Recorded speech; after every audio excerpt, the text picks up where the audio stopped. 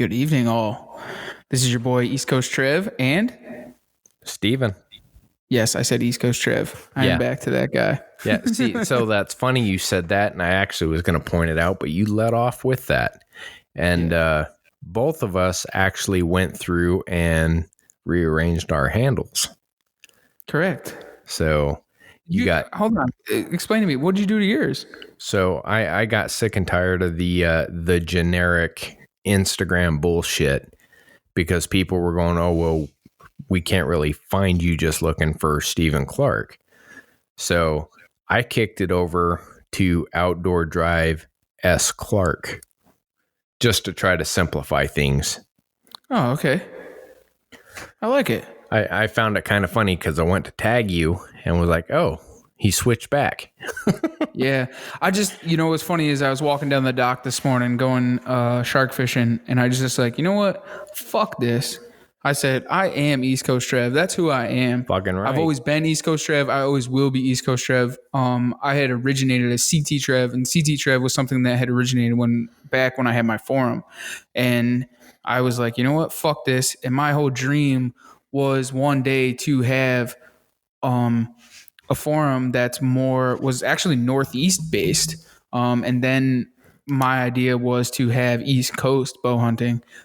Which was a thing, and we'll get into it later in the episode, and I don't want to go there, but my thing was I am East Coast Trev, dude, and I forever will be East Coast Trev. It was something that I came up with Garrett Benner, and it's something that will always stick, and it always will, and a lot of people have known me for that, so I'm going to stick with it, and I am East Coast Trev. You can find me on all my handles as East Coast Trev now. Fuck yeah. But anyways, fuck that shit. Let's move on. Dude, that's kind of like the tempo for the whole show today. Yeah, I know. I love it. That's like the perfect intro. Well, today, this show is something, we're going to sit down with Curt Geier, King Curt, somebody who I say all the time has just paved the road for all of us to follow, man. He's been an idol of mine, somebody that I've looked up to in advice and words of wisdom since the beginning, man. When we first had started podcasting in my podcast world, and career from the beginning, is the first person I talked to on the phone was Curt Geier. I had that opportunity to talk to him and him point me in the right directions. And it's somebody that I will forever be indebted to because he is the man, dude. Curt is the man who laid down the road and for us and paved it in front of us so that that it's okay to act the way that we do on a podcast and can swear and be explicit and so on and so forth. So be ourselves. We'll say that. Yeah, for sure. Yeah. They don't want the other side of it, but so we're going to sit down with him, man, and things are going to kind of go haywire. So I won't just sit back, relax once this thing gets underway, because things are going to get fucking haywire. But how you been, Steve? Dude, I'm good. Yeah. I'm doing pretty good. With the way the world's going and all the other bullshit with the chaos of work, man, you leave it all behind. You come home, you do your things, and just enjoy. That's awesome. Thanks to good buddy Drew over at Wild Edge Inc., I've got some new equipment to play with, and I had a good time actually today filming some turkeys from a long ways away, getting some really cool footage. I saw that. Put a really quick post up, yeah, just to really highlight what can happen with better equipment than I had in the past. And that right there, man, I've been looking forward to it. It is fun, in my opinion, to just sit down with cinematography and dig through all these different things you can do and really show what you're seeing the world in the outdoors. So that's incredible. I'm happy. I can't wait to see what this deer season. It will be our first deer season together as the Outdoor Drive podcast. So I'm really looking forward to that. It's really going to kick things off, right? Yeah, that's no lie, man. Some of the stuff that I think we're going to get to put together, I can't wait. I'm a little upset. I've been slacking with the whole camera thing and like bringing it out in the water and stuff because it's fucking been some cool shit this year. Yeah, you've missed out. I'm calling you out. You're a slacker. I know, man. Like my focus has been in certain ways. I mean, and a lot of people probably obviously want to see kind of some of the things that have been going on. But I mean, between the big stripers, killing bluefin tuna, Which, killing sharks. congratulations, by the way. Thanks, man. It was so I had a couple of days. I had just turned 30 on the 20th of July. And before that I was able to take some time off and really have some fun and target some really cool things, man. I got to go up north to the Cape and target bluefin tuna as I've have in the past, but just haven't been successful. And this time around we did. We killed a 280, 72.5 inch bluefin. It was half an inch short of commercial fish for sale. So it was good. We got to keep it. And it was an incredible thing. It was an 1.5-hour fight of just pure muscle. I mean, it's like, I guess like like if I could take it back for a lot of people that may have never done this before, is like shooting that first big buck, man, when the adrenaline, the one-on-one, it's incredible. And how incredible that these animals are and how powerful they are. It's just you and the rod and him. So it was something else. It definitely was. And killing a lot of big sharks. And it's been a summer to remember, man. 2020 is the year.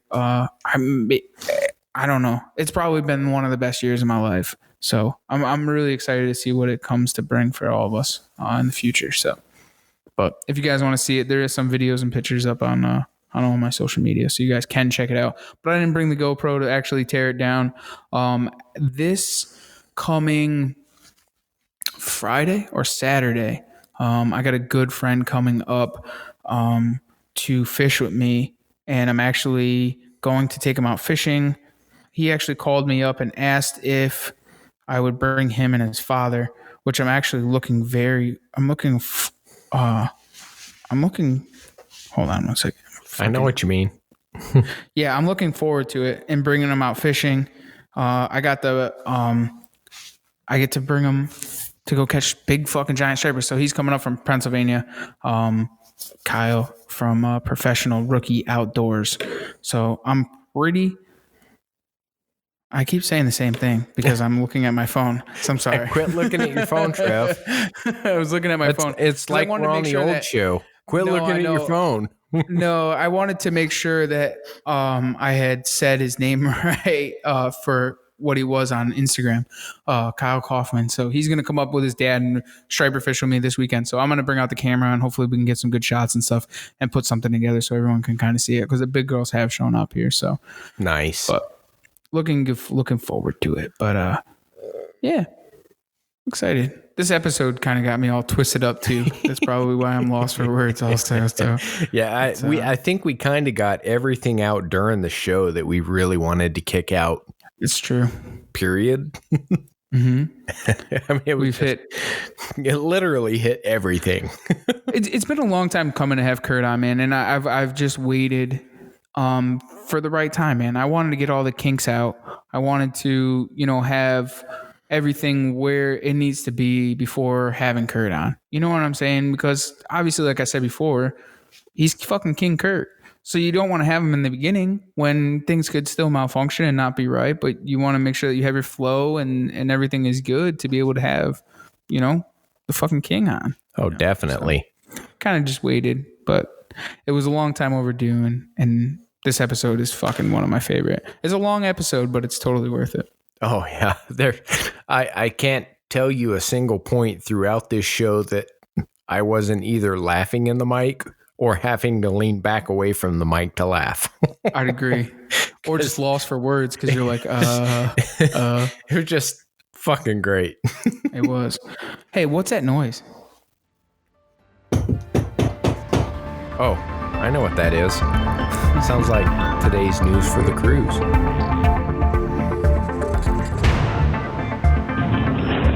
Hey everyone, Mike here with some news for your cruise. Let's start this one off with an update on the Great American Outdoors Act, which was previously passed by the U.S. Senate. On July 22nd, it was passed by the House of Representatives by a margin of 310 to 107. And now will be headed to the President's desk for signature, and he indicated previously that he would sign that bill. So this is a great step forward for anyone that enjoys spending time in the outdoors and some much needed upgrades for our public lands. Now off to Utah, which is home to quite a healthy mountain lion population. And as a result of that, state biologists have gained approval for a new spot and stalk hunting season. This season will begin August 1st and run through the rest of the year. The new season will be implemented on a year-to-year basis, but for 2020, it will add 24 permits beyond the regular season, which starts in November. And for a permit for that spot and stalk season, it'll run you about $30. Now on to PA, where on July 25th, the Pennsylvania Board of Game Commission held their meeting. And as an update to previously reported about House Bill 1188, which permitted the use of night vision for predator hunting, the Game Commission approved a regulatory change that would allow handheld or sporting arm-mounted night vision and infrared optics to be used while hunting fur bearers in Pennsylvania. Currently, the fur bearer seasons are for raccoon, fox, coyote, possum, striped skunk, weasels, bobcats, and porcupines.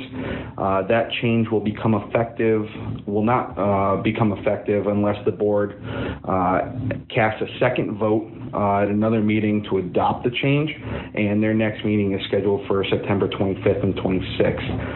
At their meeting, the board also voted against allowing Class 1 and Class 2 electric bicycles on game lands, which have been proposed. The board also adopted amended regulations that would require all non-hunters to wear at least 250 square inches of fluorescent orange on Sundays from November 15th to December 15th on game lands.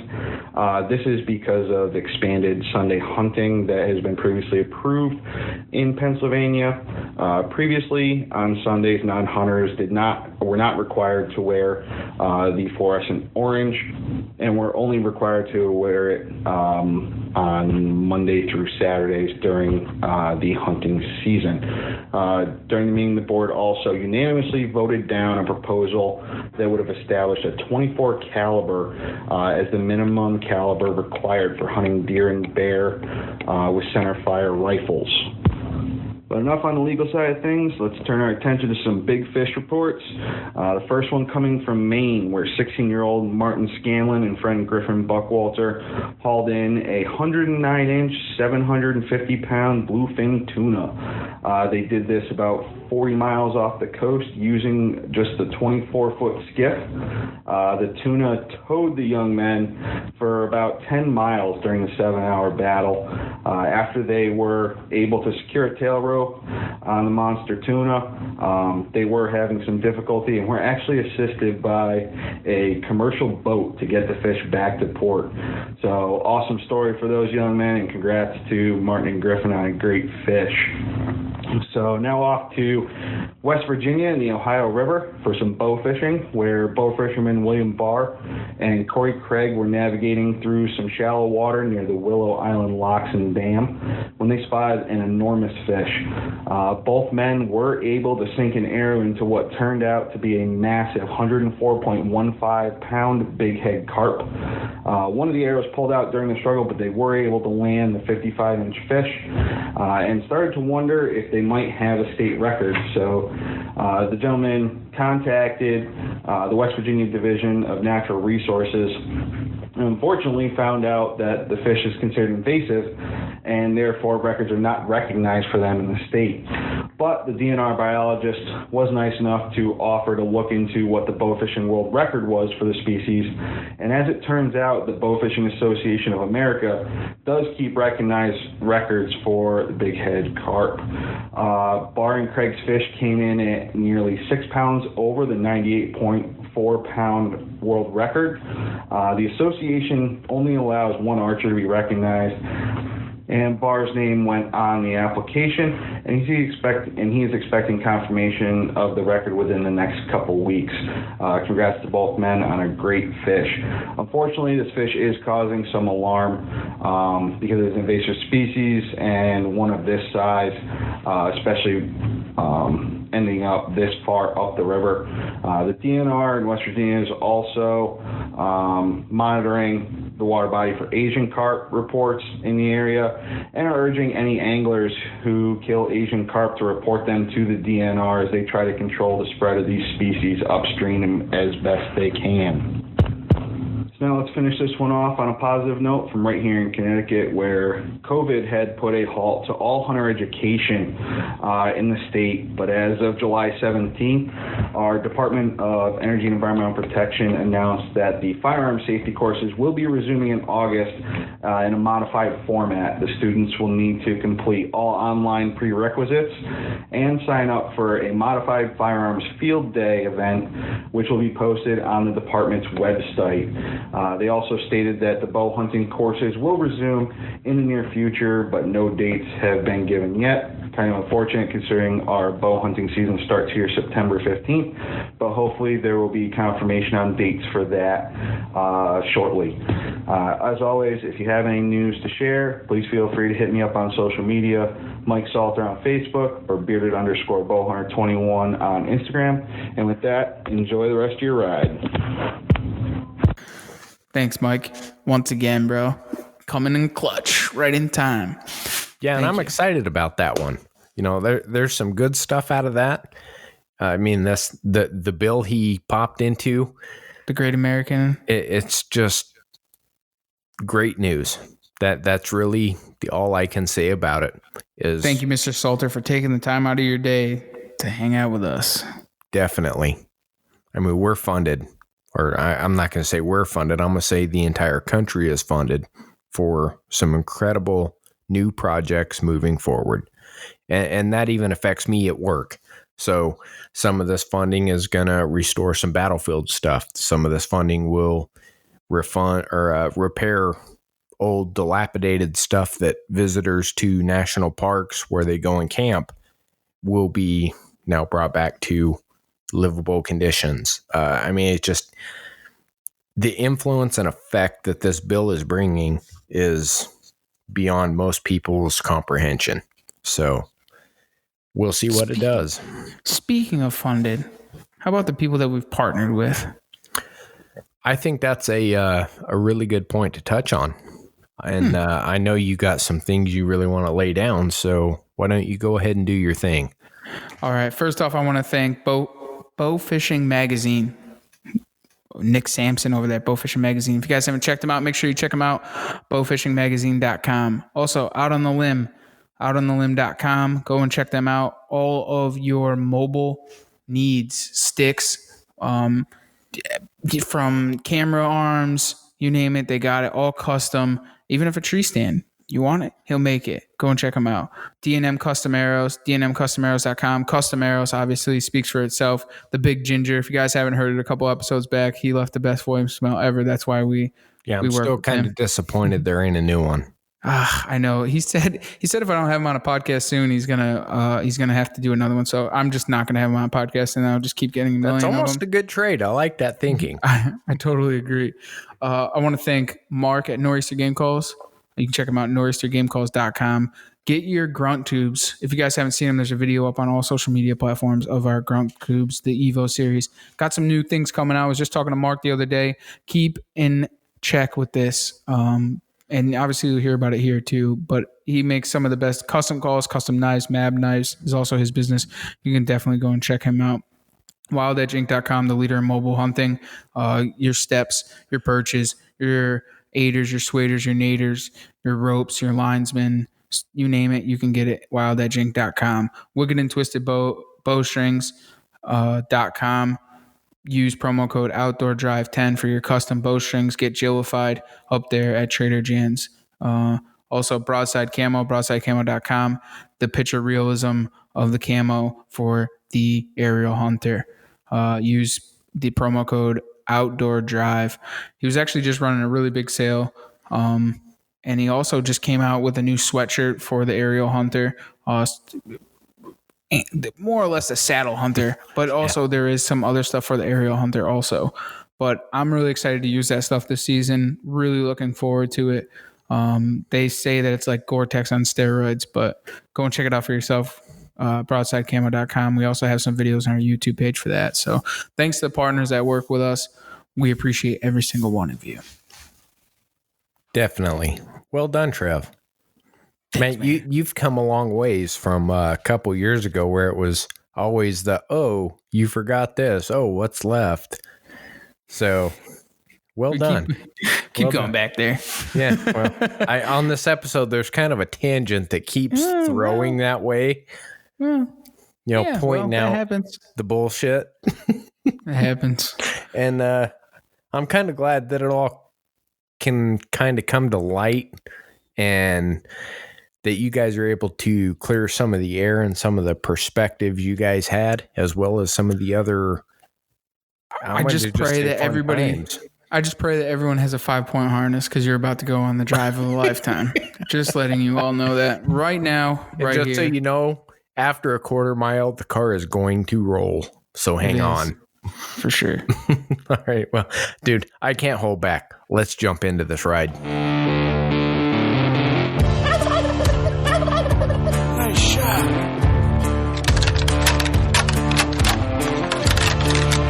Here comes a shooter. Shooter. Big buck.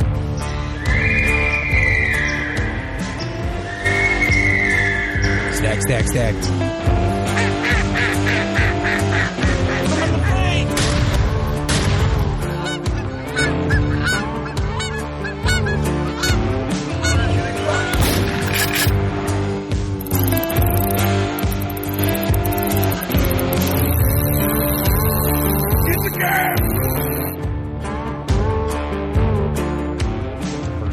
All right. Welcome back to the Outdoor Drive Podcast. We have a good friend and brother and king, Curt from Working Class Bowhunter, joining us. How are you doing, Curt? Hey, first of all, I'm doing good. And thank you so much for having me on the podcast, guys. I've been waiting patiently for your guys' call. Waiting. I don't know why, but we're glad. We're proud. Well, I am really thankful you guys are having me on. And I was excited to do this podcast. I was waiting for the invite since you guys started it. And it only took, I don't know how many episodes to get going, but we're here now. So I'm going to blame Trev for that. Trev, it's your fault. I wanted to wait for the right time. Yeah, had to feel right. Or you didn't want to start, with me right at the gate to break you in or nothing, Yeah, right. Exactly. That was the point. We had to let it you in right at the first episode. Well, it's one of those things like, so when we came out to your house for the shoot and stuff, and I was like, so you can do a podcast with us? And you're like, I've been waiting for you to ask. Are you going to, now I can be on the podcast? Yeah, exactly. I think you guys are getting to be on Working Class here. I wanted to get you guys in the game a little bit. Oh, is that what it is? Yeah. We'll try to squeeze you in, Oh, thanks. Pay our dues, When we kill an East Coast 150 incher. Yeah, fucking right. Hey. All right, so 2044. Hey, you never know. Anything can happen. That's the beautiful thing about hunting, That's it. Oh, man. Why don't we turn this key, man, put this thing in cruise control. Why don't you tell everyone who you are, where you're from, man, and what you do?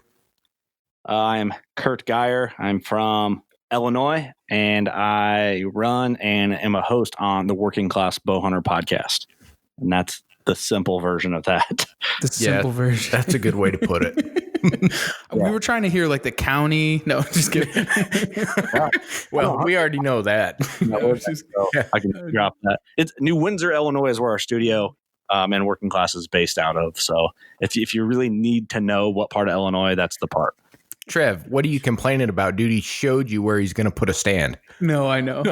I was just being funny because people were obviously waiting for that. But it's just so weird because now the name is changed, because you're so used to hearing Sherrard, Well, yeah, you don't have Steve laying out the intro.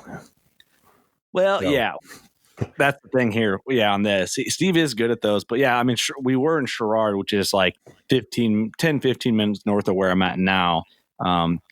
Meth got pretty bad in Sherrard, so we had to move south out to the country. So out to the country. I'm not even going to touch on that. Dirt roads. We were trying to figure out where the shoot was based on make a turn at the one tree and then go straight for 3 miles, and turn at the left of the third cornfield. So look for the sign with the arrow on it and just drive that way for 3.5 miles. Go down a few hollers and it's on your left. Exactly. So I don't know how much more country you can get out there. Yeah, well, I mean, we're out here a little bit. I mean, not too bad, but it's rural for a lot of city people. You got a few miles of gravel to get to the studio, so it makes you feel like you're getting into big buck country. That's my favorite thing about where the studio is at now. Damn right. So, man, why don't you tell them a little bit about Working Class, like when it started, what it's all about, so on and so forth. Yeah, man. So Working Class Bowhunter Podcast, we started that. The first episode aired in March of 2015. We actually like made all the pages and got all like the ball rolling, I guess, in our heads. I think I started like our Facebook and stuff like that and started brainstorming the ideas in November of 2014. And since our first podcast, we've put an episode out every single week. We set out, we didn't really know exactly what we wanted to do with the podcast from the get-go, but we wanted to have fun with it and kind of create a more listenable type podcast. When we started, even it's not that long ago, like going on 6 years roughly now, I'm 5.5 years. At the time, there wasn't a lot of podcasts, and the ones that were out weren't real relatable for most people. There might have been some that I'm not aware of at the time, but our goal is to just make a podcast that people could just listen to comfortably, relate to, laugh a little bit, and then learn a little bit at the same time, and really kind of just do our thing, try to separate from what everyone else was doing. At the time, it wasn't that hard. It's a little more difficult now to kind of get your name out there and be seen, but I think we got in at the right time. We got in before the whole spike of podcast popularity, and have really just hustled it out every week and try to just do things a little different and do things our own way. And it's really what we're doing, man. Just going for it. What was one of the hardest things, like going through it, like when you had started, like just getting going, you mean? Yeah, for sure. I didn't know anything about it. You know, like I met Steve. Steve had a comedy podcast. He invited me on that, see if I liked it. Cause I made a post.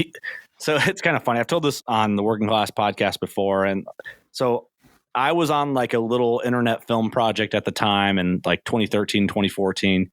And Steve followed me on Twitter because I was on that. And Steve had just started hunting.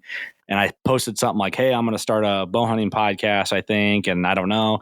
Steve hit me up, was just like, hey, I'm on a comedy podcast. Come be a guest on our show. So I went to this like nerd's house that Steve was friends with. It's just like a bunch of like nerdy comedian guys. And their podcast was actually a cool podcast. And they had like a really cool studio setup and stuff. So I was on that, completely out of place. Looking back now, I think all the dudes were like, why the fuck is this kid on the podcast? I don't get why would he have this like redneck hunter guy. And but Steve was cool, you know, like so that was a cool experience. And he's like, hey, if you're going to start that podcast, I'd like to host it with you if you don't mind. And I was under the impression like he knew shit, like how to run a podcast, like we learned thing. So we got some basic equipment and started podcasting. It was weird as shit. And then we eventually got to the point where like, okay, like we went through some trial and error. Like the first few episodes, like when you listen to it, it plays out of the left speaker only or something like that, you know, the left side, because of where we had unbalanced. I mean, it's just normal growing pains, right? Right. And it just got consistent. We realized how fun it was, and then having some guests, and we just had a good time with it. And it just rolled into over time what it is today. We have there's probably just over 380 episodes. So wow. That's crazy, because if you listen to some of the first episodes of it, it's got like Charlie Daniels as your intro music. And rest in peace, Charlie Daniels. What is it? Rest in peace, Charlie Daniels. Yeah. Yeah, exactly. Yes, sir. Yeah, he actually was. That was our first like intro music. Made no sense, but it's a great song. Oh, it's perfect. Looking back, when you guys did the rollover, what was it, number 300, and you had that kind of quiz and then played it at the end, it had me rolling. Mm-hmm. Because I know exactly what you mean, like kicking from here. You know, when you start, you're like, what's the first thing available that's cool? There's our intro. Yeah, for sure. And you hit it on the head. You couldn't have picked a better song. Yeah, yeah. It's kind of cool looking back that like that was the one, because I do remember like the 5 people that listened were like, hey, great choice of music. And it's like, I don't know, it's kind of neat. Then we had like some.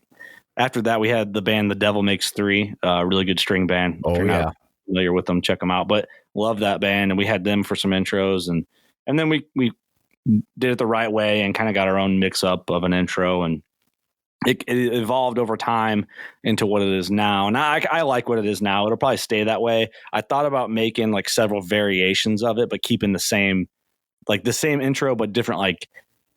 I guess different clips in the intro, you know what I mean? And kind of doing a rotation.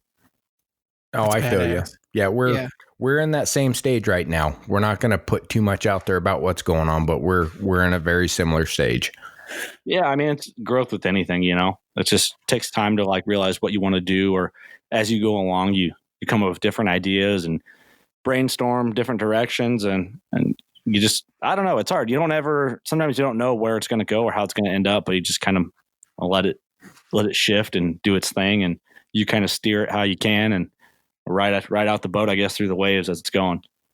It's crazy on how, like, and I say it all the time, man, it's like how you've paved the road for a lot of us that are behind you. You know what I'm saying? Like, cause like you've done a ton and you've made it so easy for a lot of us to follow in those footsteps. Like those raw, real, no bullshit podcasts. It's kind of been more accepted since you've gone and paved those roads in front of us. Well, I really appreciate you saying that, man. It's, I hear that. I don't want to like sound like I hear that all the time. I hear it sometimes, and I am really thankful that people say that. And I don't think like I don't know if I paved the way or our podcast paved the way, but I think we just maybe made people realize that you don't have to be like put in this box of what the industry thinks you should talk like or thinks you should act like. I just think we're one of the first podcasts that open it up to how hunting camp really is. And then it kind of just let people realize that you can just kind of have fun with it, but still do your job and produce good content at the same time. 100%. Yeah. I mean, you have Steve with you, so. Yeah, that's the biggest challenge. You know, if I would have never met Steve, this podcast, I'd already be sold out for a couple mil, and I'd be sitting somewhere with my feet up. I'm not doing any of this dumb shit anymore. See, and that's the funny thing is a lot of people don't realize that Steve is literally one of the founders. Yeah, he's definitely, kind of is. Yeah, he is. He's one of the OGs for sure. He puts on a good front when he's around people that he's the dude with the ideas. But he doesn't have a fucking clue, to be honest. He really doesn't. I love the guy, but he don't have a fucking clue. He couldn't hunt his way out of a fucking paper bag, to be honest. I don't know. This year I've got big expectations for him. It sounded like he got a clue, like really dimed into some conversational tactics after talking to the Druries. Yeah. That was a shock. Here's the thing, and I love Steve, and people think if you listen to our show and you don't know us, or you're not like, if you go in and listen to episode when Steve's on it, we're kind of giving him grief, like we bullshit with them and hunting camp, like it's in hunting camp, because that's what our show is. We're hard on Steve because we really like him and we want him to do better, and he's a goofball, like he kind of plays that role, like literally, if you don't know who Steve is, right across from me in the studio now where I'm sitting, we have a movie poster of Steve with his foot in the toilet. Like that's like Steve's fake of his piece of art on the studio wall. But he's just that character. And I will say this, I hope that Steve kills a big buck every year, man. I really, really do. But I personally think that he is banking on, and this is a quote from our show, he's banking on tripping into a 150. Like that's like literally his goal every year. Hopefully this year I trip into one. He might get lucky, but it'll be a once every 20 years type of thing, I can't even put that into words. That's hilarious. It sounds like I'm being a dick, but no. Anyone who follows you guys is going to completely understand that, and I feel you, because for the last 2 or 3 years, actually, it's because of Steve that I met Trev. And believe it or not, yeah. So when somebody came on there and, and kind of did his little episode with you guys, whatever, and you guys started talking about that, I reached out to Steve and I was like, are these motherfuckers for real?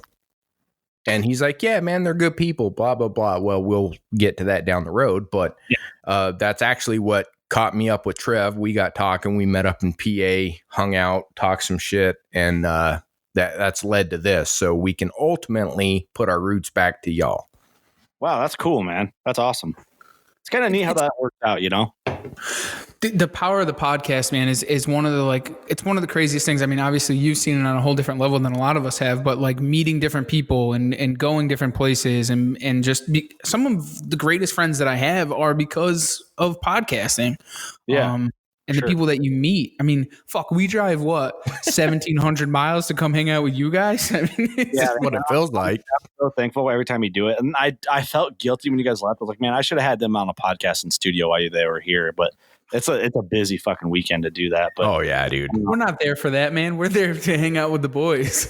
Yeah, I mean, I know it's easy for me to say, like, well, if you get a free weekend, but if no, time it's well worth it. Yeah, well, if it ever does work out, we should try and get you guys in here and do like 3 podcasts with you on our show, and you guys just use our studio and just record episodes with some of the, like us, and then some of the local guys from our area in our studio, and you guys can take like those recordings back with you, you know? Oh yeah, kind of use it as like a trip type thing. I mean, it's not like we're out there 4 times a year. Just fly out here. That's what we need to do, is just fly. It's almost to the point we need to. It's getting to that, man. The drive is it's not that it's too much. It's just crazy. You know, it puts you out for so long. Yeah. I mean, I bet you get some cheap flights, man, right now, roughly. Oh, yeah. Well, I tell you, a flight would be a lot better than that drive back through Chicago after the shoot. You drove through Chicago? We drove through the south side of Chicago coming home. We had to stop at a rest stop there. I'll let you tell, Trev. I can't. I'm dying. Dude. No, so you guys buying meth or something in Southside Chicago? What are you doing? No, so Polk decided that we all had to take bathroom breaks, so he pulls off an exit, bro, and it was the craziest thing ever. I thought we were gonna die. Obviously, it's in the middle of everything that's going on with the COVID and everything, and we pull into this rest stop, dude, and somebody had to sit with the car because we thought it was gonna leave. The wheels were gonna leave the fucking thing. It was nuts. You guys were in. Yeah, dude. Definitely. This trucker comes out of nowhere, dude, and he's like, yo, is that the Roush edition? We're like, yeah. And I thought he was going to murder me, dude. I really did. It was fucking scary. Chicago, that's like way out of your way. No, we come right through Chicago because you go right down on the bottom there. And we take the loop around the south side of town and try to get around as much as we can, but it still takes you through some of the south side, and that's where Polk decided to pull off. Oh, geez, man. I didn't know that. I figured it'd take you 74 out, then you hit like Indianapolis and go through Columbus. And well, we can, but that's actually like a 2-hour gain. Oh. So the way that they have to go north, we basically have to go up to Northeast Ohio. So that's where I drive up. I meet them out of Virginia there in Youngstown, Ohio. They come down out of PA and link up with me there. And then the straight shot is right around south of Chicago into you guys. Gotcha. On 80. Cool. Yep. Yeah, because if it was me, I'd go the way you're talking. Yeah. Straight through. Yeah, but we live in northern East Coast, so. Yankees. Gotcha. Yeah. I'm not familiar. I see Ohio and everything blurs out from east from there. I don't blame you. We need to get them out here just so you can see it, what it's like. Oh, I want to, man. I definitely want to. It had to be one of those, like, I get another week of vacation this year, so I have to make a trip, like a 4-day weekend or something. That screams Sitka hunt. Ooh. I'm down for that. I think that would be the only reason why Curt would come here. Hey, I got it. I mean, why come to the East Coast to hunt whitetail when you got what you got where you are? I'll be honest with you, though. I would rather go to the East Coast and go fishing than go hunt Sitka. Okay, now we're talking. See, now we're talking my language. I'd rather do that because I know I'm going to get on some shit, especially with Trev. You ain't lying. Shit, whatever you do out there all the time. Eat shark cakes for dinner, and I don't know. Fish cakes, yeah. Actually, I had fish cakes for dinner tonight, dude. I still talk about those fish cakes you brought out to the shoot, man. Really? Yeah, kick ass. I'm gonna have to put them in dry ice and ship you back some more. Yeah, I'm all game for that, man. They're actually my favorite, dude. My all-time favorite food is fucking fish cakes, striped bass fish cakes. I love them. Well, you don't have a shortage, so. Well, that's why I never ate a lot of fish growing up. You know, my dad's allergic to fish, so I didn't grow up fishing. You know, so that's why as soon as I could start hunting and all that, that's why we just hunted the whole time. Yeah, I don't blame you because from what Eric's told me about all the fresh seafood that you guys get out there, I would hope that I was fucking allergic to it. What was the explanation? If the shit's been in a can longer than it was alive, it's not fresh. Yeah. Well, it's just kind of rubbery out here. But the weird thing is my dad's allergic to fish, but he can eat shellfish. Wow. Oh, okay. Yeah, that's wild. Very weird. So that's why I love like crab and shrimp and scallops and all that type of stuff when you guys bring it out here, because that's the only like fish type related food that I ever got to eat growing up. Makes That's sense. So yeah, I mean, and I'm not like a huge fan of fish. Like you're not going to see me order like tilapia or like catfish at I'm not real big on that. But when it comes to like shellfish and crawfish and all that type of thing and lobster and scallops, I'm a nut for that. Okay, so I'm going to ask you this. If you pulled in a 280-pound tuna or better, would you eat the heart straight out of it? I don't know, man. I don't know anything about that. Like I don't know what to do. Trev, you want to fill him in? Oh, that's what you do, man. When you kill a first big fish, especially a tuna. So when you kill your first tuna, you have to eat the heart. Plain and simple. Good, or there's something to it, or is it just kind of like a tradition? It's just a tradition. It tastes like shit. Really, it's like just taking a bite out of a rusty pipe. That's what it tastes like. It's mad irony. It's disgusting. You know, like the tradition, like if you shoot like your first buck, you're supposed to take a bite out of the heart. You never heard that? Yeah, I've heard that, but nobody does it. Trev did it. I guess that's stupid people here. I would do it to like a guy, like if it was like a full grown man who shot a buck and he'd never done it before and he's like a city slicker, I'd be like, you got to bite the heart. You know, I'd do that to that type of dude, of course. But like, if you try to do it to me, like, hey, you got to bite the heart, I'm like, yeah, the fuck I do. Like, I'll take it home and cook it with onions. Yeah, I'll do that. Trying to get the city slicker to get paint, like all I can think of is like Cherokee Indian with the paint underneath his eyes and shit with the blood and Red Dawn. You know, that's like a fun thing to do. Like if you had a kid that shot a buck, like make them feel bad at, you know what I mean? It's kind of like a cool thing for them. That'd be cool. You didn't do nothing like that when you shot your first buck? No, man, not really. Like no crazy tradition or anything? No tradition when I was real young. Nothing like that. No, man, nothing real. Kind of blame, I guess. Actually, didn't really have anything exciting like that. I mean, I was obviously like really appreciative for my first deer, for our first buck anyway. You know, first deer too. But yeah, no like traditions like that or nothing like anything crazy. I grew up with some guys that were already really advanced hunters and really advanced bow hunters. You know, so they were more like a lot of the guys that I grew up with hunting or looked up to hunting, I'd say when I was from the time I was, I'd say 16 to early 20s, were guys that were already like dudes I considered above the average bow hunters, like guys that are killing big bucks every year. So they were a little more respectful. And I'm not saying that some of those traditions are disrespectful. I don't mean that by any means, but they're very serious about their hunting. Still had a lot of fun in camp, but that's kind of how I was molded. And I honestly think that's why I have like the mindset I do for hunting, and like the reason why I have like such a big like hatred towards like poachers and shit like that is because I grew up around respectful hunters that kind of just realize that like killing something is a serious thing, you know? 100%. Absolutely. Completely get it. I mean, where did it all start for you? Like did you grow up in a family that was full blood hunting or? Sort of, but not really. So my mom's side of the family is near Champaign, Illinois, which is southeast of where I live now. And my dad grew up around there too. My dad kind of lived all over, but he grew up around there too.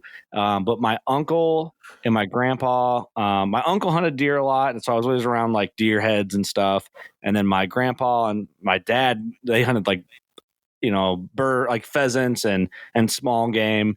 And then I was at my cousin's house. So it's my mom's cousin, so she was older than me. I kind of looked at her as like an aunt, you know what I mean? So I was over at her house, and her husband was really big into deer hunting, and they lived out in the country in I think it was Iroquois County, Illinois. So if you're interested, you can see where it's at. And he was taking his nephew hunting. It was during shotgun season. And we were down there for like, we were visiting. It's like 3-4 hours away from where I live now. We were down there visiting for like a Thanksgiving, Christmas, like family get together thing, you know, because it's get time frame. And his nephew had shot his first buck, and it was a nice little like basket rack 8-pointer. And he brought it back to the house, and we were down there looking at it. And I remember my dad going, man, I want to get it back into hunting, because he grew up hunting like rabbits and stuff. He was poor growing up, and he would hunt rabbits and like give them to some of the poor people in the older people in the neighborhood. And that's what he would eat for food, and pheasants. He'd pheasant hunt all the time. And I was like, man, we need to get into deer hunting. I was probably like 8 or 9 when this was going on. And the next thing I know, like we got a hunter safety course, and like the rest is history. We just dove straight into hunting. And then I shotgun hunted for 3 years and never killed anything in Illinois. And you got to remember, that's only 2 weekends, you know? I didn't even know about youth season. I could have been taking advantage of like an early youth season, but I just didn't at the time. I didn't know. And I don't think my dad did either. So shotgun hunted for 3 years, never killed anything. And then my second day bow hunting, I asked for a bow for Christmas, got like this cheap thing, like cheap out of the package deal. And then my dad was like, oh, he got a bow, started bow hunting for a year. Then they got me a serious bow hunting bow, and I killed my first deer ever, which was a doe, my second day bow hunting. And the rest was like history. I'm like, well, I couldn't kill a deer with a gun for 3 years. And my second day bow hunting, I kill a deer. So I just felt like that was like my time. And I just honestly dove straight in. That's why I think if I would have killed a deer with a gun first, my mindset on bow hunting might be a little different. So I'm super thankful that bow hunting was the thing that kind of stuck to me first. And then you kind of agree. And then you dove back into gun hunting after that, right? Well, so I continued to gun hunt. So that year, I'm trying to remember the time on the year I killed my first deer. I killed that doe like October 2nd in Illinois. And I don't remember what year it was. It was one of those things like I hit her and I was like, oh, I'll never find her. And then she only went like 30 yards. It was super cool. But I think that's the only deer I killed that year. And then my second or third, I killed a deer every year I've bow hunted since the beginning. But I can't remember if it was my second or my third year. I think my third year bow hunting, I killed my first buck with a bow, and I was 15. I know I was 15. So yeah, it would have been my third year bow hunting, killed my first buck, but I killed does every year. I hit a buck my second year bow hunting. But I also I did continue to gun hunt. Besides this last year, I killed a mule deer in Oregon with a rifle. But besides that, the last deer I killed with a gun was in 2010. I killed a really nice 9-pointer that had like real big twisted brow tines. And that was the last deer until this. So basically, I went 9 years without gun hunting. And last year I killed a mule deer with a rifle in Oregon, which was amazing. Yeah, it was incredible. It was cool shit. I kind of feel like I missed out on gun season, but I just love bow hunting so much, and I kind of look at like gun season as my breaks. You know what I mean? Like the family time in. And so how was that like hunting out in the Midwest? Because you've done not in the Midwest, out west. Like you've done a couple different hunts out there. Yeah. I've hunted Colorado in 2018 for elk. And then that was with your bow though, right? Yeah, I went with a bow with my dad and the Buckstorm crew. They're from South Dakota, some good friends I met through the podcast. We hunted elk out there in an over-the-counter unit, all archery. And then last year I hunted South Dakota and Oregon. I hunted South Dakota for antelope, and I hunted Oregon for mule deer out there with the good people at Loophole. And I hunted South Dakota with Buckstorm. That's incredible. So is it like it's a huge difference, obviously, between Midwest and the West? Obviously, like would you choose one over the other? That's like okay. Let me explain that a little bit. I wouldn't choose one over the other, but like if you were like, hey, choose one over the other, there's a gun to your head type of situation. Mm-hmm. Right now, my mindset is the West is more interesting because it's new. Right. what I do enjoy about the West, and you got to remember, if like there might be some Western people that listen to this, what I like about the West, not knowing that much about it, to me, it feels like there's less drama. There's more public land out there. So the thought of like owning your own 40 acres in the Midwest is not a thought that a lot of Western people have, because there's so much public. They don't need to worry about owning land. Where in Illinois, there's drama over trail cam photos, property permission, public ground, the press, the whole whitetail drama shit is kind of burning me out a little. And the West, for what little time I get to spend out there, is kind of like the escape. It's so vast. You don't see people. The hunting is new. You're challenging like hunting skills that you think you have out there in different terrain. It really it makes you, actually, I think it fine tunes your hunting skills in different ways that you might not realize until you get back to your like home turf and start hunting again. Like, for example, like Colorado taught me that, and I knew this before, but it really made me realize like there's nothing in the Midwest that's going to really tire me out. Like there's no hill in the Midwest that I'm going to get up and bitch about once I get to the top. Like it ain't nothing but a thing out here to hang a stand and breathe a little heavy. Like that ain't shit compared to the stuff I hunted in Colorado. You mean them south facing slopes? Yeah. I mean, yeah, like you're hunting at 10,000, 11,000 feet and you're breathing because there's no air. Oh yeah. Type of shit. And then like South Dakota is flat where we hunted antelope, and you really test your skills on spot and stalk. Like how long can you stalk behind a piece of grass that's 2 foot taller than the rest of the grass before an animal sees you? Like how well can you use the wind to and the terrain to get up on an animal that's wiry as all fuck? And it just really tests your skills. I think if you don't have basic hunting skills, hunting out west, being all new to you is going to be a motherfucker. But it's fun though. That's what's cool about it, Yeah. See, I got the reverse of it. So I was born and raised hunting out west in northern Arizona and southern Utah. No shit. And did that up until I joined the military, got out of the military and did it a little bit, and then found myself out here on the East Coast. So I got the opposite shock, where it was you could get in the truck, go out to the forest and hunt for 5 days and never see another person. And you come out here and someone had to explain to me, no, you can't just hike up that mountain. And I was like, what the fuck? Yeah, that's interesting. So yeah, it's a very unique change between the West, the Midwest, and the East. And I know exactly what you mean, because I still long for, elk and mule deer out west. I'm surprised you don't do those hunts every year, like chase after it. I still work on them, getting drawn out there. I'm particular. I put in units that are hard to draw, trophy units, and the costs are not friendly. No, they're not. That is the challenge of it. And understanding different like points and all that shit is tough. Yeah. So I kick myself in the ass for not buying lifetime licenses while I was a resident. And I've got about 5 states that I should have done that in that I didn't. And once I got out here and really dove into hunting head first, I look back and I realize that's probably the biggest mistake I've ever made in my hunting career. So, yeah, I can see that. But I mean, shoulda, woulda, coulda type of thing, man. It's sometimes you don't realize. My dad talks about, my dad lived in Boulder, Colorado for a while. My dad lived everywhere, but he's like, dude, I had opportunities to go hunt elk on like private ranches and go with these guys on public land and do all this crazy shit back in the day. He goes, and I wasn't into it at the time, so I just turned it down. I didn't know. He goes, looking back, I'm like, what was I thinking? I should have done that, Yeah.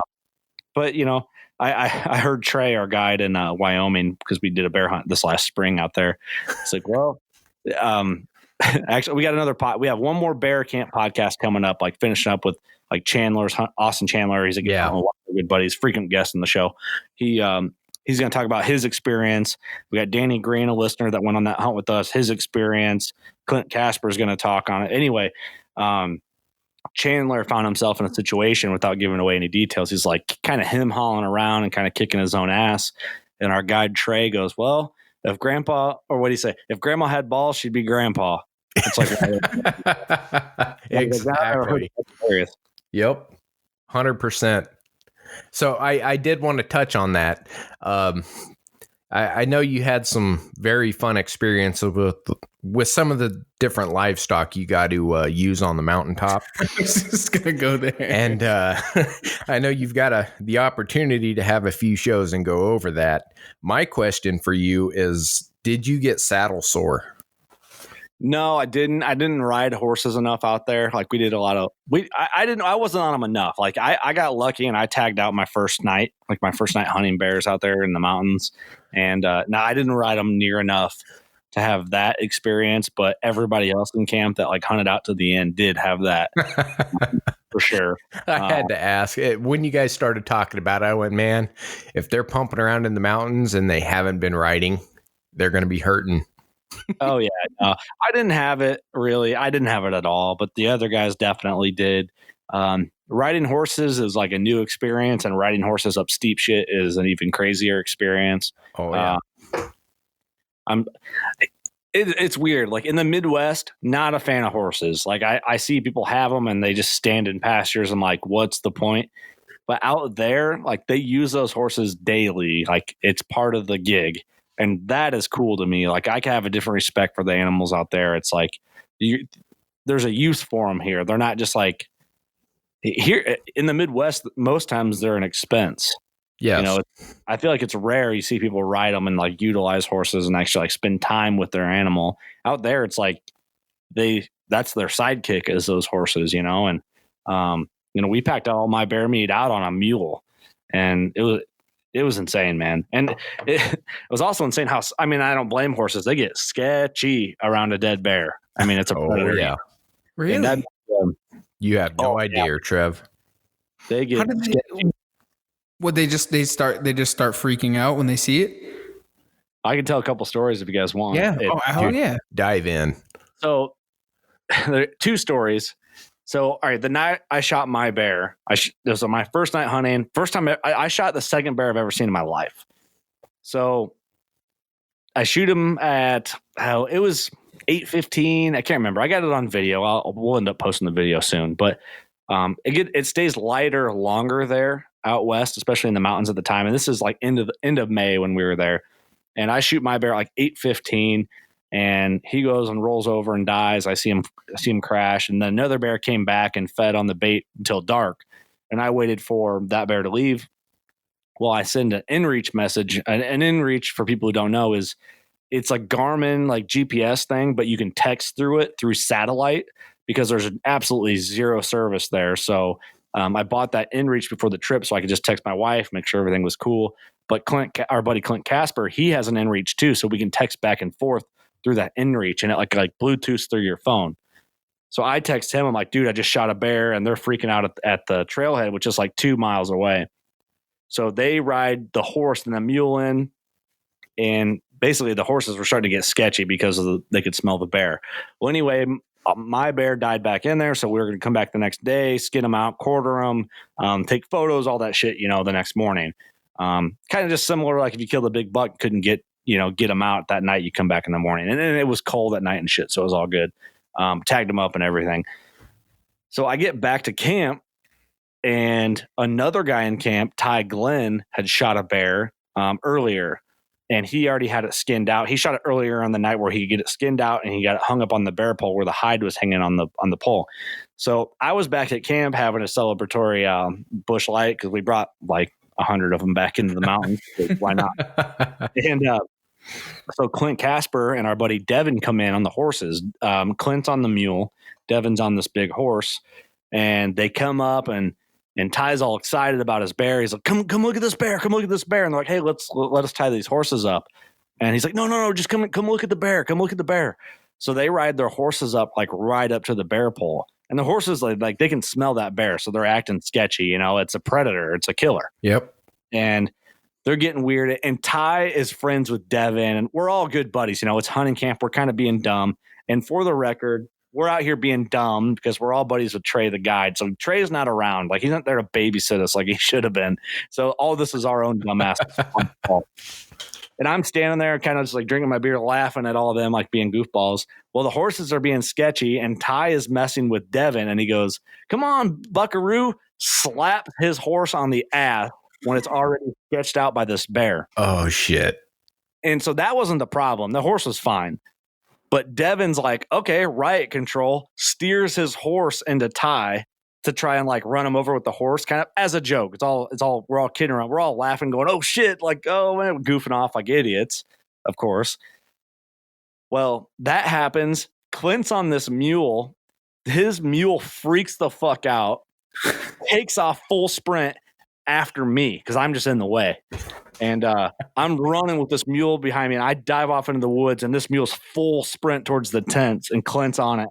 And he dives off and hits the only patch of snow that was still left in camp. And his horse just circled back around and ran into the horse trough. And that's when I realized like how sketchy like bears make horses.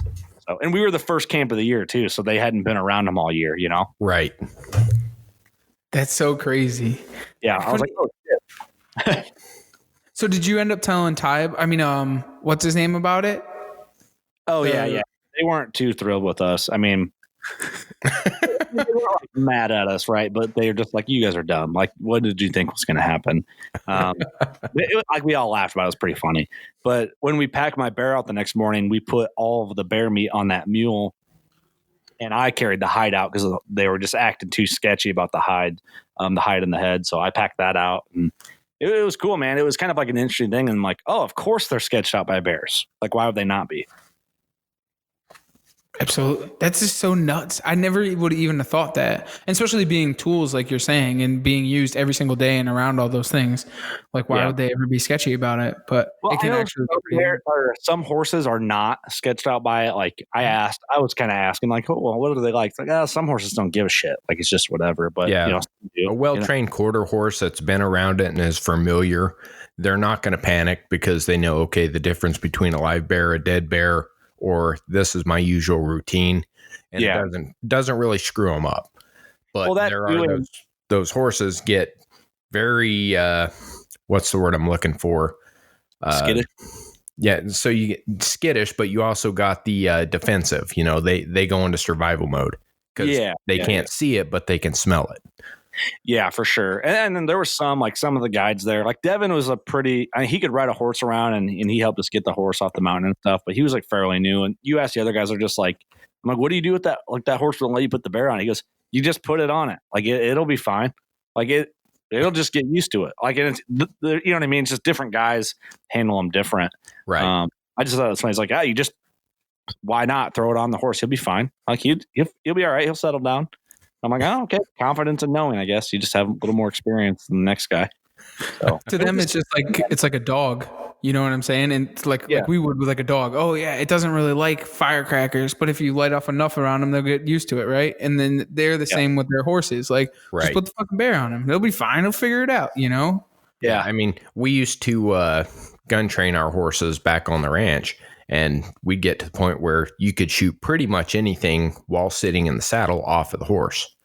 Oh, no kidding. When you start, you know, and they're 18 months old and you've got them in the trailer and they're haltered up real tight so they can't hurt themselves, and you're firing at 22, they go berserk. But after, 500-600 rounds over time, they calm down and they realize there's really no threat here. And then you start shooting real low calibers off their back and build your way up again. And you get to the point you can shoot a 308 off the back of a horse and it doesn't flinch. That's interesting. Yeah, that makes sense though, you know? They just get used to it. That's one of those things. So I got to ask with the whole bear thing, like, how was that? Like being in the mountains, like by yourself, and then just having this giant bear come in, and then you're going to harvest this animal. And it was crazy, man. It was, the whole experience was just insane. It was, and I did not expect one. I did not expect one to come in my first night, and I didn't expect to shoot like a color phased bear for my first one ever either. It was incredible, man. It's like bear has always been on my bucket list to a point, but it's never been like my top one or two, but it's always something I've wanted to do in the near future. And I was getting kind of like people talking like, hey, you should come on this bear hunt, next spring we're going, or this fall we're going. And it kind of, I got to thank Clint Casper for sure, because he kind of like forced me to do this hunt. He's like, hey, we're going. I'm like, all right, we're going. And then we went a month later. Like, we planned it in a month. Yeah, that was great. So I just got lucky. I had the vacation time. I had nothing else going on. And it was just like, hey, here's this opportunity. Let's go kill a bear in Wyoming. Chances of shooting color phase are better there than anywhere else. I'm like, fuck, I'm in, dude. Let's do this. It was cool, man. I've never seen a bear in the wild before this hunt. Like, I had a bear come in first, and I drew back on the bear, and I'm like, I can't tell. I don't know how to judge these things. What the fuck? And I studied too. I studied hard on how to judge bears, and it's so difficult. And I let down, and I'm glad I did, because then that other bear that I ended up shooting came in, and I'm like, well, that one's a lot bigger. And I ended up with a really good bear, man. It was luck, honestly. It's beautiful. And we talked about it at the shoot a little bit, and how I feel. I think in my mind, you are you shot that 160-inch whitetail, your first bear, in my opinion. Yeah, I would say I did too. I knew that I had shot a good bear. Well, I didn't know right away. I thought that I had shot a good bear, but I always had people tell me, because I hang out with like experienced bear hunters, honestly, guys that have killed like 20+ inch bears. And everybody told me, your first bear you shoot, you're going to think it's big, but it's going to be a cub. Like, it's going to be a small one. So in my head, I'm like, I thought he was big. So when Devin and Clint came up the mountain, they're like, how big? I'm like, dude, I don't know. I thought he was big. He was a color phase. And they're like, oh shit, And then we get up to him, and he was kind of like balled up in a bunch of fall downs. And they're like, that's a good bear. And Devin gets up, and he pulls its head out. He goes, oh, fuck, dude. That's a really good bear. And I'm like, shit, okay, cool, man. And then the whole time I'm sitting there, I'm like, is this a good bear? Because it looks fucking good to me. And they're like, that's a good bear. So I have some of that on video, like just some like cell phone clips and stuff that I'll probably post here soon. But yeah, like, I agree, man. I do think I got lucky and was that dude that came out and shot 160-inch type whitetail first day. Definitely. Yeah. Which is unheard of nearly. And it's incredible. So I'm trying to drag Trev down here and give him a similar opportunity, because I've got some. So bears for me out here where I'm at are almost a near daily encounter across the farm. We can sit on the porch and we'll watch bears cross. And my first bear was actually maybe 400 yards behind the house. No shit. And it wasn't even I'm going to say intentional.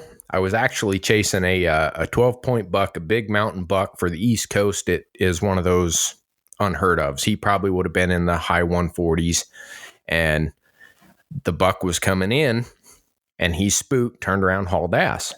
Mm-hmm.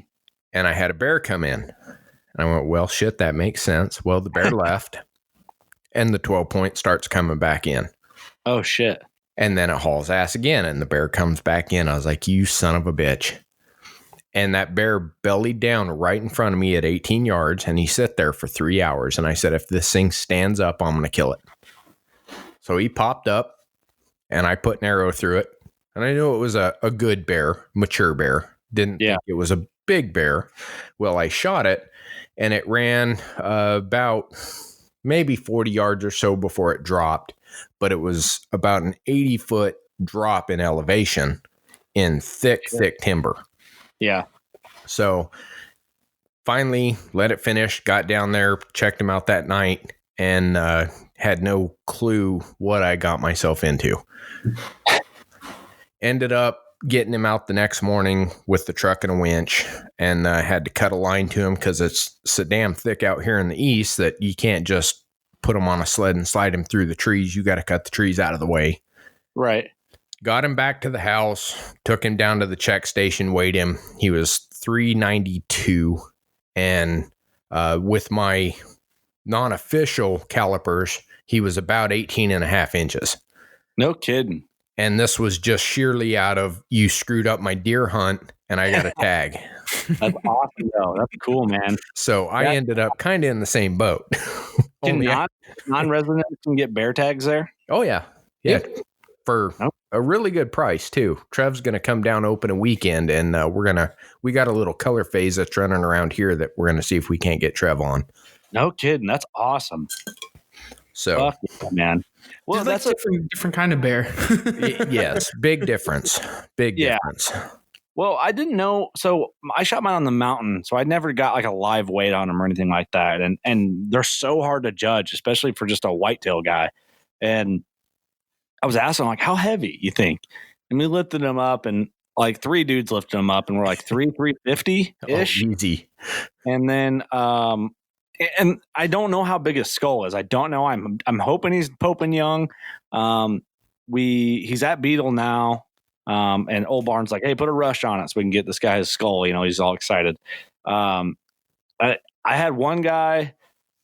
So Chandler has killed a 17 and 18 inch bear. Our buddy Ross Bigger has killed 2 20-inch bears. And I think Clint Casper has killed a 21-inch bear. Jesus. And I was having all of them guys with their experience look at it, and everyone said, like, he's got to be 18 or better. He's got to be 18 or better. So I'm just hoping, if he's not, whatever. But it'd be a nice, just little icing on the cake if he was Pope and Young. Oh yeah. I after looking at the pictures and just kind of looking at the way his ears is, the way that meat is on the top of his head and how wide his head is. Yeah. In my mind, you're breaking that 18-inch mark. Okay. I honestly don't think you're coming short. Awesome. That's good to hear. What is Pope and Young? Is Pope and Young 18? Yeah. Yep. 18. Now, can you measure your own, Curt? I can't enter my own. That's a good question. But I can measure it, and then if I wanted to enter them in the book, I'd have to take it to a measure. Oh shit, that's crazy. Yeah, I never. For those that don't know, Curt is actually a measurer for Pope and Young. That's why I asked. Yeah. So how long have you been doing that for? 10 years. Jeez. Yeah, what's the craziest thing that you've ever had to measure? I entered a net 213-inch whitetail. That was really cool. I measured I'm drawing a blank on how big it was. I think I measured one bigger.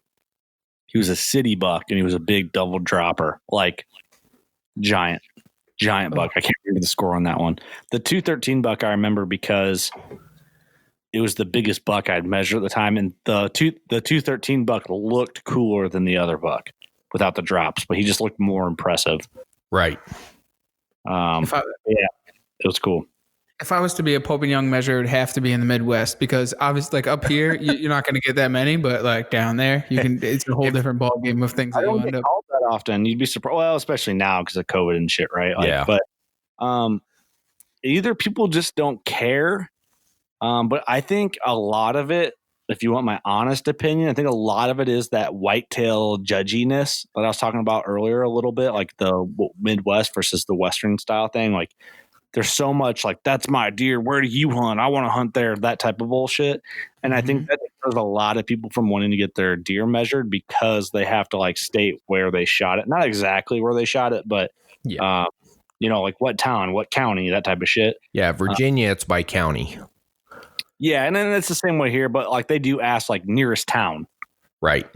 And I think a lot of people who don't know a lot about the entry process think like they want GPS coordinates to the kill shot. Right. And I get that to a point, like I understand it. Like if I kill a 240-inch buck in Illinois, I would be like, ain't nobody fucking going to know where I'm killed this thing just because I don't want people fucking with me. Well, that's the thing. Like that's the sad thing about it, man. Like people do that shit now. It sucks. And you run into the issue of, either, I'm not going to say poor measurers, but either measures who don't hold up to their end or things of that nature that, you see people going around hitting 5 or 6, trying to get different measurements, see who's going to give them the big score. Yes. Yep. Can't do it. That's why if someone hits me up, I can tell if somebody who has measured it, like pencil marks, it's a dead giveaway. Like some dude who's been marking on it with a pencil on the antlers, pencil marks is a dead giveaway. First thing I ask, has it been measured before? And then I go from there before I have like my appointment. You know what I mean? Right. Because it's like, well, yeah, I had this guy measure it a year ago, but he said it was 126 and I think it's 146. And then be like, dude, I'm sorry, but I can't. But score shopping, like I'm trained the same way as the next Pope and Young measure. Right.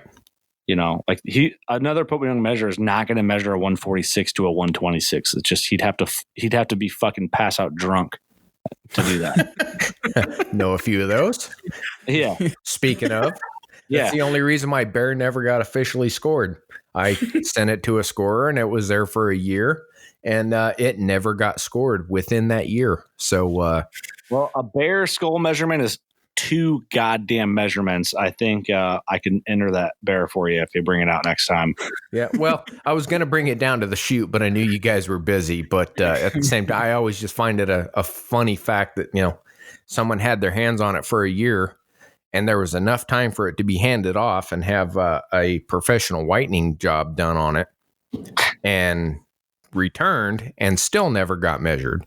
So I would gladly measure it for you. I could probably do it in about a minute and a half and have the paper filled out. It's pretty difficult.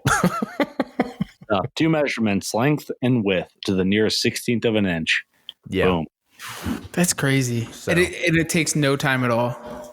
No, I got bear calipers sitting right there in my garage. Jeez. Giant calipers. You do it, and then you measure the width of the calipers. Yeah, it's not difficult. Some guys make boxes or squares where you just put the skull in there, and then you like close the box up, and you measure the width of the box. It's pretty cool. That's badass. I haven't tried that. I haven't looked at that. I used unofficial Harbor Freight plastic calipers. Oh, I mean, it's even different, though, right? Yeah, it's just to get a general idea of should I waste my time. And when it was half an inch over, I went, you know what? I probably should. Yeah, I mean, you're close enough. Like you can't. It's not like a whitetail, you know. Skulls are pretty simple, length and width. Yeah, we'll get on that next time we get together. Yeah, man, I'd be honored to do it for you. And you boiled yours, didn't you, Steven? Yeah, this one was boiled. This was pre-education on the proper ways to Euromount or beetle a skull. So Trev has since educated me after walking around Pennsylvania and him pointing out all the flaws with all the other ways. I went, I'll just send my shit to you. Yeah, no kidding, right? I made sure mine was going to be beetled and not boiled just because I wanted to squeeze every 16th of an inch out of them as I could. Yep. And you can really shrink the shit out of a skull by boiling it. And I think I did. You can see some of the marks, Trev. You'll remember where it looks like it's compressed a little. I think a lot of people don't realize that too. And that's the same with like antelope too, or anything that has a sheathing. Yeah. You can actually shrink it by the heat of it. But the problem with that is that there's no option, because to get it in the beetles, you have to actually sweat the horn off. So it has to actually be heated. So it's one of those kind of catch-22s. Right. Correct. You get to do it to, get the horn off the bone core. Mm-hmm. Correct. It's nuts. Pretty cool. Hell yeah, man. Fucking, I do have one question for you, man. And it's something we always ask is, what drives you outdoors? What drives me outdoors? Yeah. I think I just have like there's 2 answers to this. I have like a deep like mental attachment to it. So like I need it, and I kind of see it as like this sacred thing, and that I think it's good for my soul, honestly. As corny as that might sound, like something I need. I love the pursuit of it. I love like spending time out there. I love figuring out animals. I respect the animals more than people probably even realize. So there's that side to it.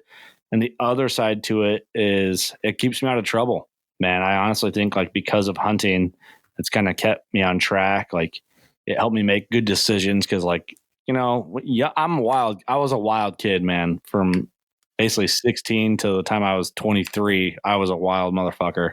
And hunting was like that one thing that like kept me like, hey, don't do that. Cause you can't go hunting if you do some fucked up shit and get in trouble.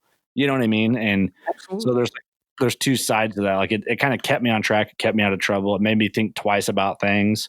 Where I think if I didn't have it, not that I would have done like some messed up shit, like some real like dirty stuff, but it kind of like kept me out of just like petty trouble, like growing up, and like made me think twice about maybe like a bad decision, or if someone was like influencing me to do something bad. Kept my mind right, kept my morals right, kept my ethics right.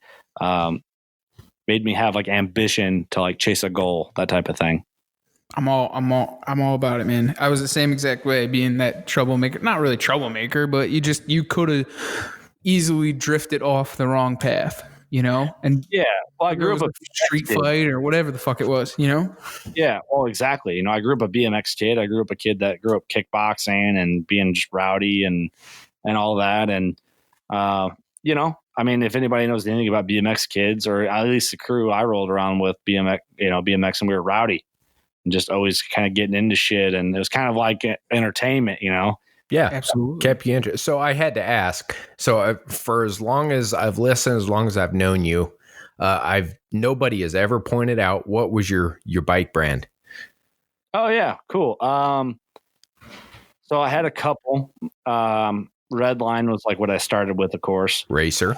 When I raced really heavily, I don't know if you've ever heard of the brand Croupi. Oh yeah. I had 2 Croupi frames, like fully built frames, and raced for a while with those. And then I trail rode I don't know if you remember the brand Stolen. I do. Was the brand. I trail rode I had a race frame was a Croupi, and then on the side I had a trail frame which was a Stolen. And then I don't ride a lot anymore, but I ride every now and again. I'll bust it out and ride. I have an S&M LAF. Nice call. Which I think is cool as shit, because it's like that bike is now considered mid school. Yeah, which is really funny. And for people who don't know what LAF stands for, the model, it stands for light as fuck, which I don't feel like my bike is very light. I got like Sun Wrinkle, like big city rims and stuff on it now. But the cool thing about it is, like, through podcasting and through talking about like my BMX days and how, I want to ride again and get back into it for like my workout. And now I have a space to like build a track and a pump track and all that if I want. I had a guy who listens to the podcast who's also a hardcore bow hunter. He owns a company called Machine Bike Company, and they are going to send me a frame with all the working class logos and stuff like tattooed. No shit. Yeah. So I'm of a brand new frame. They're out of Texas. I'm just badass dudes. He sends me these kick-ass BMX videos all the time. So when you see me getting in shape for Western hunts and stuff, it's going to be riding a pump track in my backyard on a BMX bike is what I'm hoping. Dude, that's going to be badass. Yeah. So I was always on the race side of it. I was GT, ran the Gary Turner. Hell yeah. And then we were primarily street. Later they put a park in there in town, and I was a DK generally guy. Oh, fuck yeah. So that was a mid bike. That would be considered mid school now. Yeah. Funny enough. Yeah. And I don't know if you remember this or not. I hope you do, because it's in that time frame. Do you remember Robbie Miranda? Oh, absolutely. I have a poster. I don't know if you saw it when you were in the garage at my place. I thought I had it up. I have a poster of Robbie Miranda on a DK jumping the DK 1-800 collect trailer.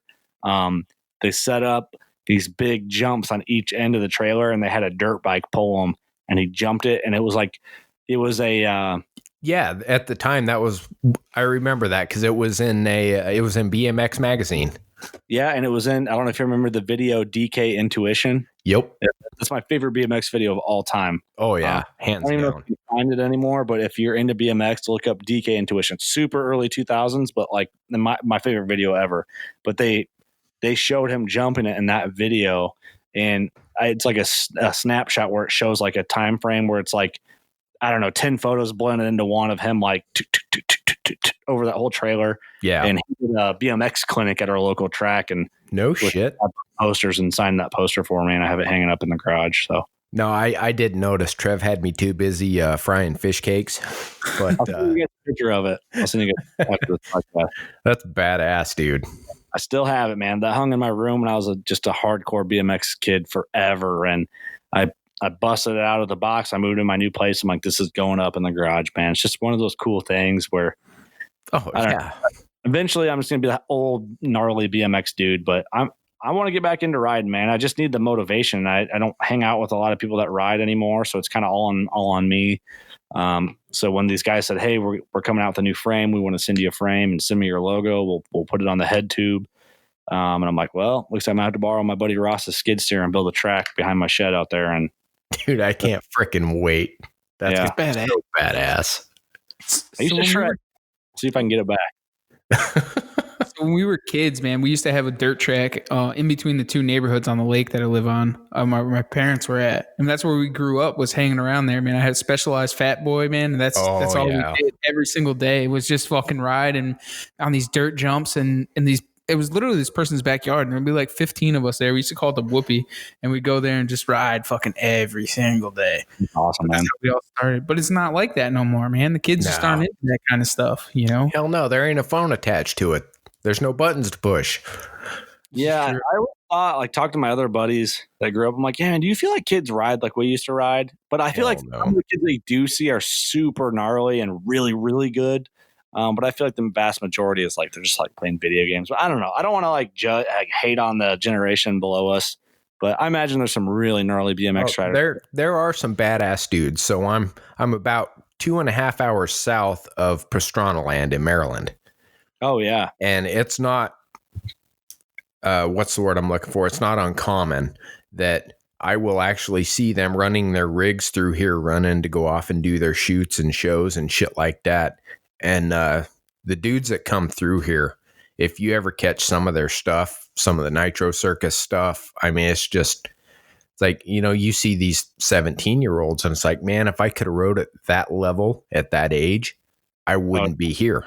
Those guys are insane. Yeah. I just tried shit. You know what I mean? Like we had a pro section at our track, and I'm sure you're familiar with like what a pro section is. Oh yeah. But we'd have national races at our track, and I'd be like one of the gnarly like 14-year-old kids that would like split off during a national main champion, or like not a championship, but a main race, and try and jump the freaking pro section just to be an idiot, just to see if you can make it. Yeah, and then, you know, I used to jump all the time in practice, but I'll have to send you guys some pictures. I got some pretty funny pictures of me when I'm 14 and 15 jumping trails and just being a gnarly little kid, you know. Hell yeah. Well, if you ever get bored, you can come out here. I think we're 3 hours from Woodward in Pennsylvania. Dude, I always want to go to Woodward, but I know I'd go there now and break both my collarbones and just hunt. Why do you think I haven't gone? I broke my collarbone when I was reeling to riding, and I still hunted at the time. I remember like crying because I didn't know how, like literally crying because I didn't know how long it'd be before I could like hunt. Like, you know what I mean? Yeah, like, you can't draw with a broken collarbone. It ain't going to happen. It's a bad time. It's a real bad time. So that's the thing, you know, like me building this pump track and stuff, you know, come late August, I'm not going to be riding so hard, that type of thing. So they said it'd be a couple months before I get that frame. So it'll be like a late spring time thing before I start riding, because I'm not going to break a collarbone early September and try to be bow hunting in October. For sure. Or just hurt myself in general, you know. Like I might take it easy. I'm going to build a pump track, so I'm not going to be like jumping crazy shit. But yeah, you're not airing shit. Yeah, I'm going to I'll taper into it is the plan, I hope. Nice. Yeah. You owe that to the baby and the wife. I give you that. No kidding. And the deer. And the deer. No, well, the deer would be thankful. Yeah. I gotta feed the family with the deer, so I gotta prove. Do you have big plans for this season? Do you already have some target bucks all planned out? No, actually. I'm going to South Dakota the end of September. Eric and I and my old man are going with the Buckstorm boys antelope hunting again.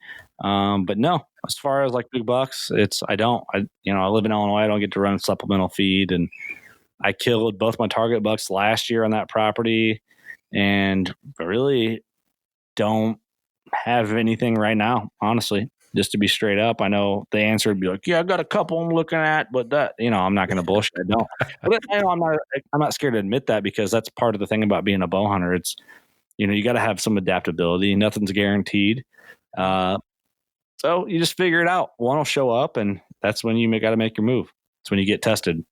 Yeah, because you killed a good one last year. Well, you killed 2 target bucks last year. Yeah, killed both the bucks I wanted to kill last year. So it was a good year. I got a feeling that you're going to find some pretty good success within a couple 100 yards of the house. I hope, man. I just can't hunt. here, as much. Like I got a couple pieces nearby, but yeah, I mean, they're here, that's part of the fun, it's, I say that a lot is guess and check. Don't be afraid to try shit, and don't be afraid to admit that you don't know. I don't have a buck I'm looking at right now. One could pop up next time I check my cameras, and I'm like, all right, time to hone in, I think the typical answer there is like, yeah, I got a couple shooters I'm looking at, I've been following them, but I don't have that deal. It's just how it is, Yep. Reality. Yeah. I think that's the fun of it, though. Like going into it not knowing, you know what I'm saying, and then just making that plan and just attacking on it. When they do. Yeah, for sure. It's I don't know, man. I have mixed opinions. Trail cams are so good, but I feel like they overplay a lot. I mean, how many times you see people with like all these pictures of monsters but never kill anything? They fuck it up and they get going. And they don't know they did that. But they're still online acting like they're on them. It's just part of it. It's weird. Weird times, man. The best is when they see the picture and the picture's at midnight or 1 a.m. And then by the time that they end up there, the fucking deer's 3 miles away. Yeah, there's a lot of that. There's, I don't know. It's hunting media is to blame for a lot of it. I mean, it's weird, man. And Mark Drury on our last podcast said like trail cams are to blame for a lot of this. I absolutely loved how you guys went through that. Thanks, man. That 100% puts my thoughts into perspective. That's what I've tried to figure out how to articulate to so many people. It's like trail cameras are cool, but ultimately you may be screwing yourself. So yeah. I think the way you covered it was money. Thanks, man. Thank you. Yeah, I do think that. I think a lot of people fuck themselves with trail cameras in general. Like just on a basic level, I think you can fuck yourself or even get going by just walking in to check your trail cameras. Guys are checking them every 2 weeks in the summer. Yep. Fuck. Can you imagine? It's like you got a buck in there, you're in there every 2 weeks, every week, messing with them. What the hell do you think he's going to do? And you can't figure out why he doesn't come around. Yeah. There's just I picked up a new property this year. I lost a property and picked up a new one. Super thankful for it. And I don't know if it's a good or a bad farm, but what I did was every camera that I put on it a few weeks ago and keynote a few weeks ago, it's all fringes.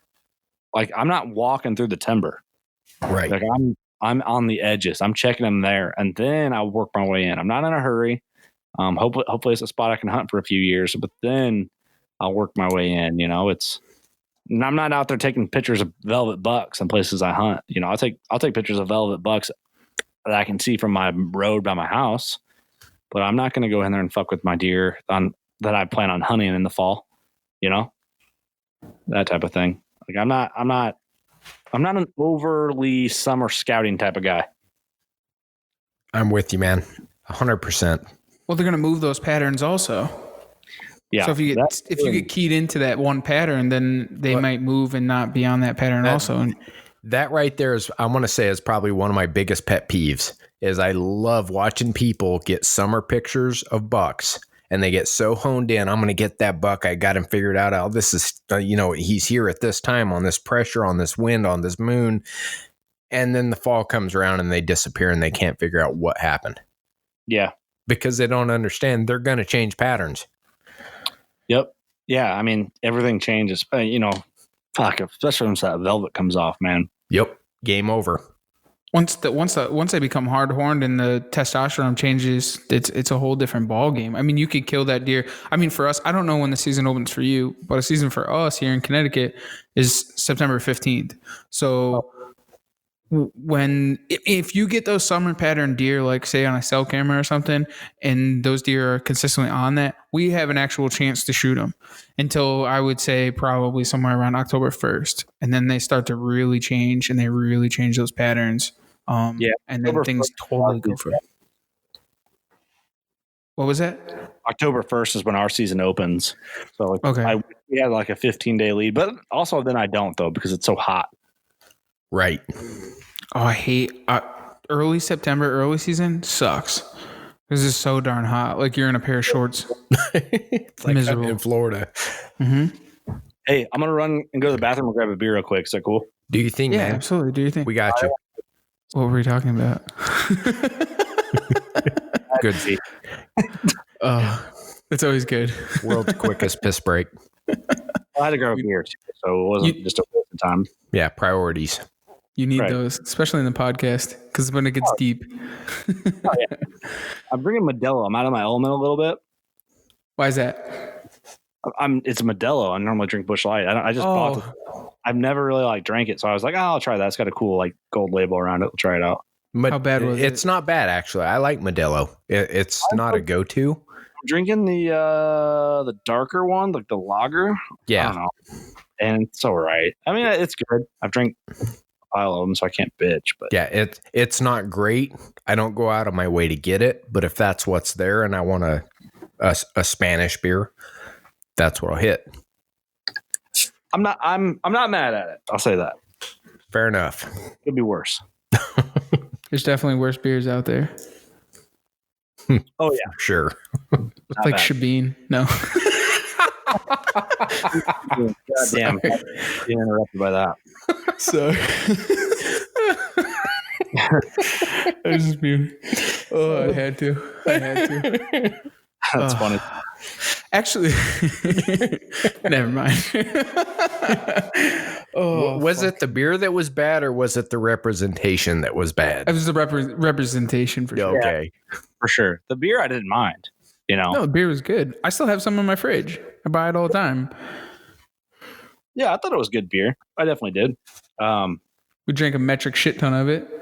Yeah, for sure. Drank a lot of it. But yeah, man. So how's the podcast been for you guys? Like starting the whole new gig and everything. Well, I mean, that's that side of it for Trev, but just in general.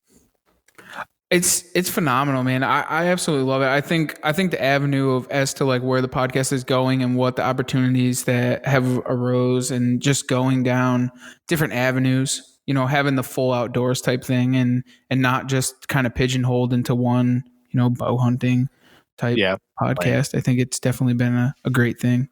Oh, especially being on the East Coast, because, on the East Coast, it's not a bow hunting standard.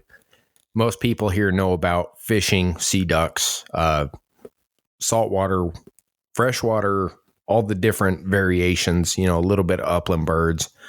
And our hiking. I mean, we have the Appalachian Trail here. That one's going to be fun coming up. Yeah, which is like one of like the biggest things. I mean, that the Appalachian Trail runs from Georgia to Maine, the entire East Coast. And people actually spend 6 months and hike it. So like, there's a lot of shit out here that's like untalked about and untapped, And I think having a podcast that's full outdoors like that can really open up a lot of eyes to a lot of things and what the East really has to offer. Yeah, that's a good point. That's cool, man. I like how you guys did play off like the outdoor thing and not just like, the whatever rifle hunter or bow hunter or whitetail. A lot of podcasts box themselves into like that whitetail corner.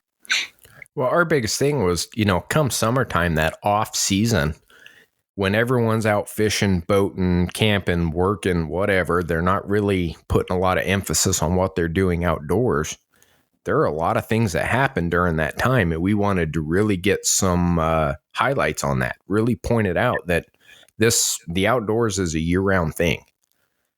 So and you guys have already done this, but you guys ever have any like just straight up like backpackers or hikers or anything like that on? Oh, stay tuned. We've got one literally, she completed a through hike on the Appalachian Trail during COVID. And she just finished last week, and she's going to be jumping on to share her experiences. Oh, that's cool.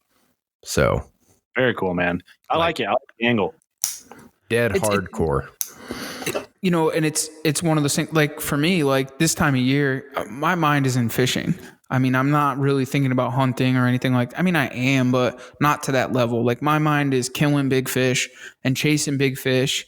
And so like that's where my mind is. So like, that's what I want to talk about. So it's just easier with having a podcast like this to have a platform to be able to talk about that when it's fresh on my mind, like coming home from work and after I've been fishing all day and I have my mind's on big fish and to come home to talk about deer, I can do it, but it's not what's fresh in my mind. You know what I'm saying? No, yeah, for sure. So it's just kind of cool, man. And I think they're doing it right. I like to see it. And I think the dynamic team that we have, I mean, it's something that it's a cool thing. I mean, Steven with the tech behind it. I mean, that's just some of the things that you've seen over the past couple of days that was sending you and shit. Like, it's on his fucking ball, you know. So it's really cool to have something like that and just a dynamic team like that. Oh, it's true, bro. Like, I don't know. It's just it's cool. I geek out on graphics, man. That's my thing, video and graphics. Yeah, it's very cool, man. You guys are doing a good job, man. It's kind of cool, like Trev, going back, like when we talked on the phone a couple of years ago about you just wanting to start a podcast in general, and then to now, kind of just like the friendship that it's all rolled into, you know.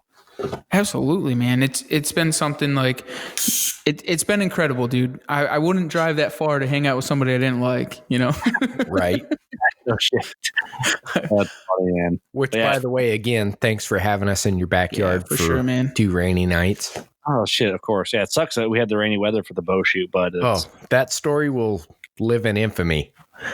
Well, it will. Like, that's the thing. Like, we'll remember it. Remember that one year it poured rain on us? Exactly. That type of thing. That's what's cool. The novelty of it's kind of neat. But hopefully we have a weekend next year, and I'm trying to brainstorm some ideas to make the shoot like a little more unique. We're talking about doing it 2 days instead of 1 day.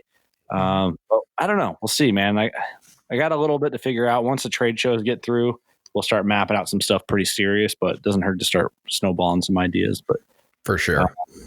Yeah, be a good time. Good club out there. Galesburg Archery Club was really great to us, and I think they were happy with the turnout, and we were thrilled with it too. And hopefully next year it's bigger and better. Well, seeing you guys really screwed up, let me and Trev set the targets. I'm not going to lie. They're that all at the same time. There were a lot of busted arrows out there, and blame Trev.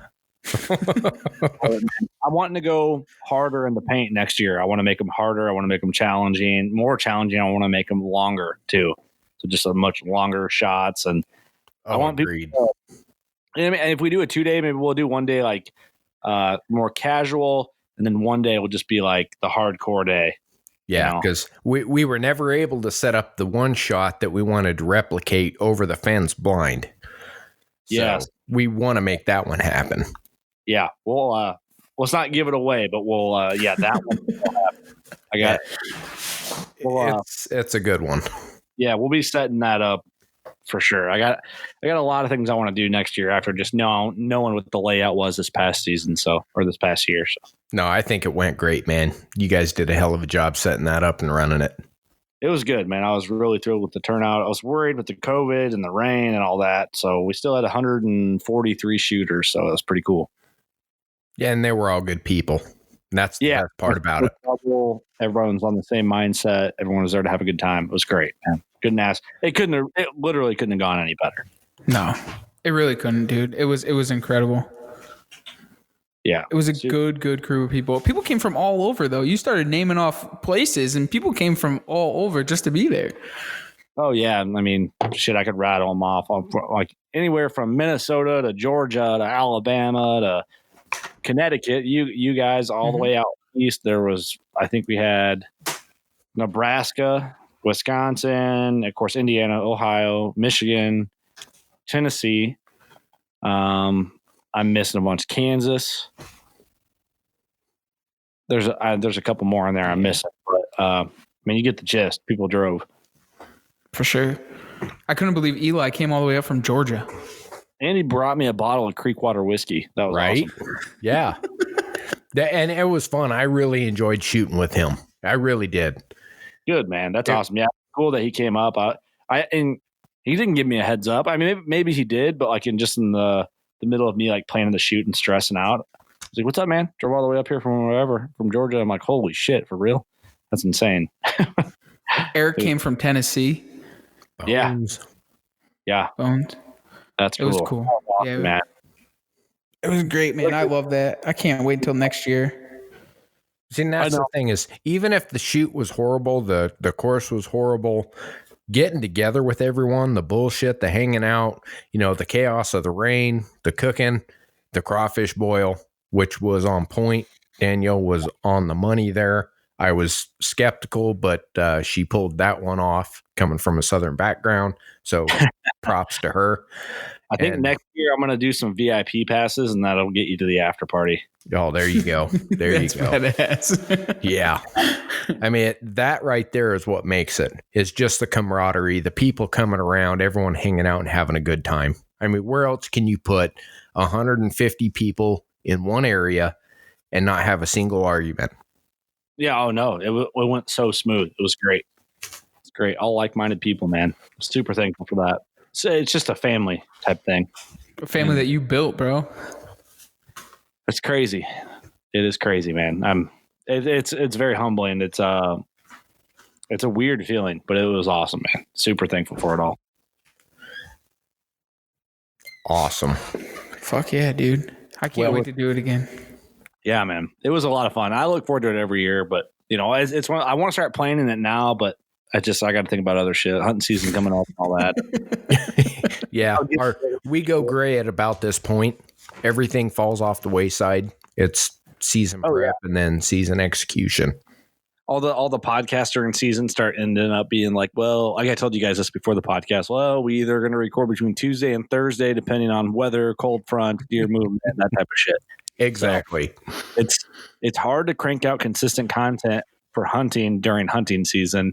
It's nice when the time changes because you can just be like, hey, I don't have time to make it out after work, so we can just record. So awesome. Yeah, that's the nice thing about this. Like with having the full outdoor podcast is like when you have that fishing stuff in the summer, but you want to have the hunters on in the summer because come hunting season, you're not gonna be able to get them on the podcast. Yeah, exactly. That's true. You guys almost need to have a stock of 10 episodes all the time and mix it up.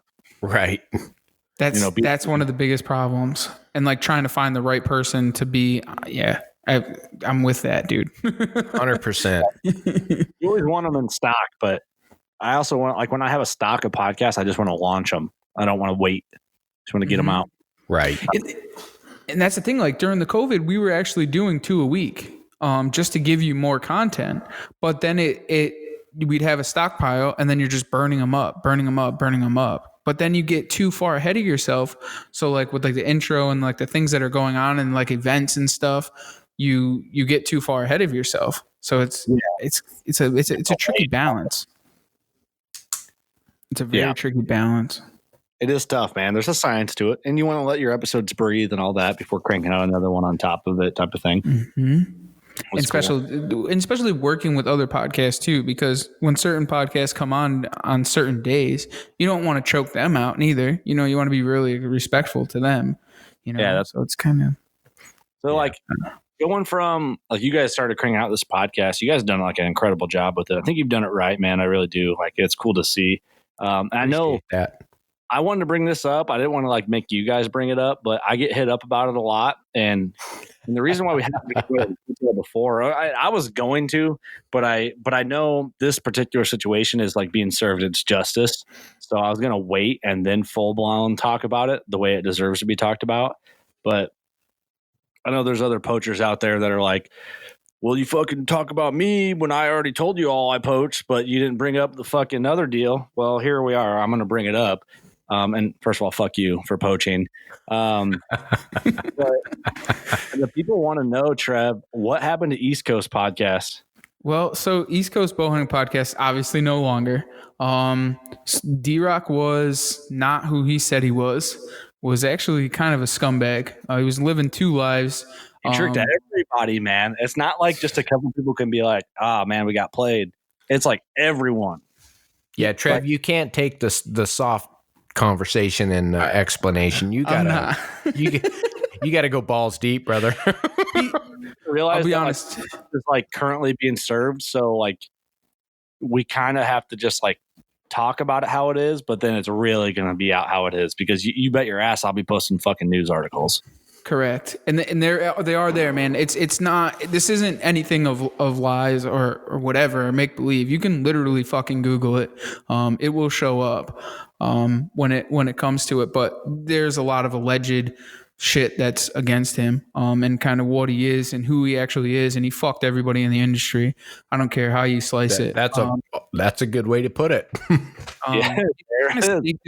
He snaked his way through the industry as a liar and a scumbag. I mean, I'll be straight up. I mean, there's first degree sexual assault cases against him right now. Breach of peace. You name it, man. They're all against D-Rock here in Connecticut. So he's not who he claimed to be, or for the greater good or the better of anybody. He's a fucking piece of shit. And he definitely fooled everybody. But I mean, he was a different cat, right? But then you're like, oh, this is not so bad. Well, then you realize all about the shit. Like, he was on probation. Nobody knew that. No, and that's the thing. We were traveling around with him all across the country, and he was on fucking probation, and somebody was the emergency contact for him and didn't even fucking know it. That's crazy, man. I mean, dude, I trusted this dude in my house, around my family. And I got a phone call from somebody that I'm friends with in the game, and they're like, hey, dude, it's about D-Rock. And I'm like, what? And then I heard about like everything went down. I'm like, what the fuck? So then basically we talked, and just like, I don't remember the timeline. It's kind of wishy-washy. It's been a few months now, or maybe longer than that. I don't actually remember the time frame, but it happened in January. Yeah. Oh, it did? Yeah. Yeah, it was right before PA. Right before PA. That is right. Yeah. So I got hit up about it, and it made me feel like motherfucker, because I helped you guys, and I don't like to lump you into that, Trev, because it's not you, but you know what I'm saying when I say that. Absolutely. Like, I kind of stuck my neck out there, and to just get it fucking lobbed off, I got decapped, and I'm like, make me look like a dickbag. But I had people calling me like, hey, just so you know, like, we don't blame you for this. I'm like, I thought I was doing something good for somebody trying to help their shit, and somebody that like listened to my show and I inspired them. So I'm like, I'll help you out, and then to just get fucked, and then to hear about all the shit this dude was saying like behind the scenes when I'm over here like bending over backwards at the waist, like, hey, I'll help you out here, man. Like, kind of, you support me, speak so good about me, I'll help you out, that's cool. Yeah. And then so I was gonna say something about it on our podcast, but I figured it's in the middle of getting served its justice, I hope, fairly. Yeah. And then I was gonna really let it all loose, but I figured we'd just blast it or a little bit. I wouldn't have, because people do need to know. I got hit up a couple times, but dude, the shit I found out that he was saying about me and my brand and my people. Like, I'm like, yo, dude, I've never done anything negative to you, and you're talking shit about me to like other people in the industry. Like, you're making me look like an asshole when I didn't do shit. So. And that was kind of like, in my eyes, man, like we were in this together. You know what I'm saying? Me and D-Rock. And there was literally things that were being said about me, or were trying to exclude me from things because I don't know if it was a jealousy thing or because I actually knew what was going on, as a hunter and in the woods. You know what I'm saying? And like, I don't know, like every time. So like, for example, man, like obviously if y'all don't know what Life of a Derelict segment is on our show, this is what it's about. Okay, it's about D-Rock. So there's a lot of times like, when we was at the shoot last year, right? And obviously I shot Doris. Okay, so we had the podcast about that, and we're talking about me shooting Doris and this, that, and the other thing. And then there was a follow up with how he shot a 14 ring on the last target. Like, okay, but why do you have to take the glory away from somebody? You know what I'm saying? Like, all right, yeah, it was a cool shot and shit, but like constantly always trying to like break me down and make me feel like I wasn't nothing. You know what I'm saying? Or saying things like going on hunts, or not even that, but how about going to the outdoor group? Goes to the outdoor group, bro. Doesn't even tell me that they're going to the outdoor group. I see on fucking Instagram of a picture of Garrett, and he's at the outdoor group with D-Rock. And I'm like, yo, are you fucking kidding me right now? We're supposed to be in this together for the podcast, and you're up at the outdoor group at Elite without me? Like, just fucked up shit constantly. You know what I'm saying? And it's just, tons of shit. And then for all this to happen, it was kind of like a godsend, to be honest with you, man. It was just a way for me to break away from them and move on and do something else. Yeah, I hooked when that podcast. I'm going to speak in general because I hate lumping you in with that, man, because that's not you. I got you. You just talk. I understand. You know what I'm saying? But I kind of set you guys up with a lot of industry people, brands and stuff. And he did this podcast with a guy that I've highly respect in the industry, and he said the N-word on the podcast. And yeah, that was when I quit following. Yeah, the dude's like, dude, he said the N-word on my episode. And I remember texting him like, dude, what the fuck are you doing, man? Like, we've worked so hard as like, we're looked at from the outside as redneck culture. Like, it's hunting. It's not redneck culture. It's a fucking natural way of culture, I guess. I don't even know if that makes sense, but you get what I'm saying. And I'm like, dude, as white country people, we've tried to work so hard to get away from that stigma of like racist saying the N-word, because that's not what we're about. And you're, even if, you think you're hood, whatever, and you're going to come and say that, you're fucking us. You're shooting ourselves in the foot. You're the same dude that's shooting fucking street signs in the country with a shotgun peppering it. Like, what the fuck are you doing that? Right. Especially with somebody that's an industry insider that can make or break you. Right. That one episode ended that podcast before you guys even knew it, before he even knew it. Ended it. Any connection after that one, I told him too, was gone. I'm like, what do you think? You're going to say the N-word on a podcast? What are you thinking? You know what I mean? It was no constant shit. People can say you're going to say that because that's just how cancel culture is nowadays.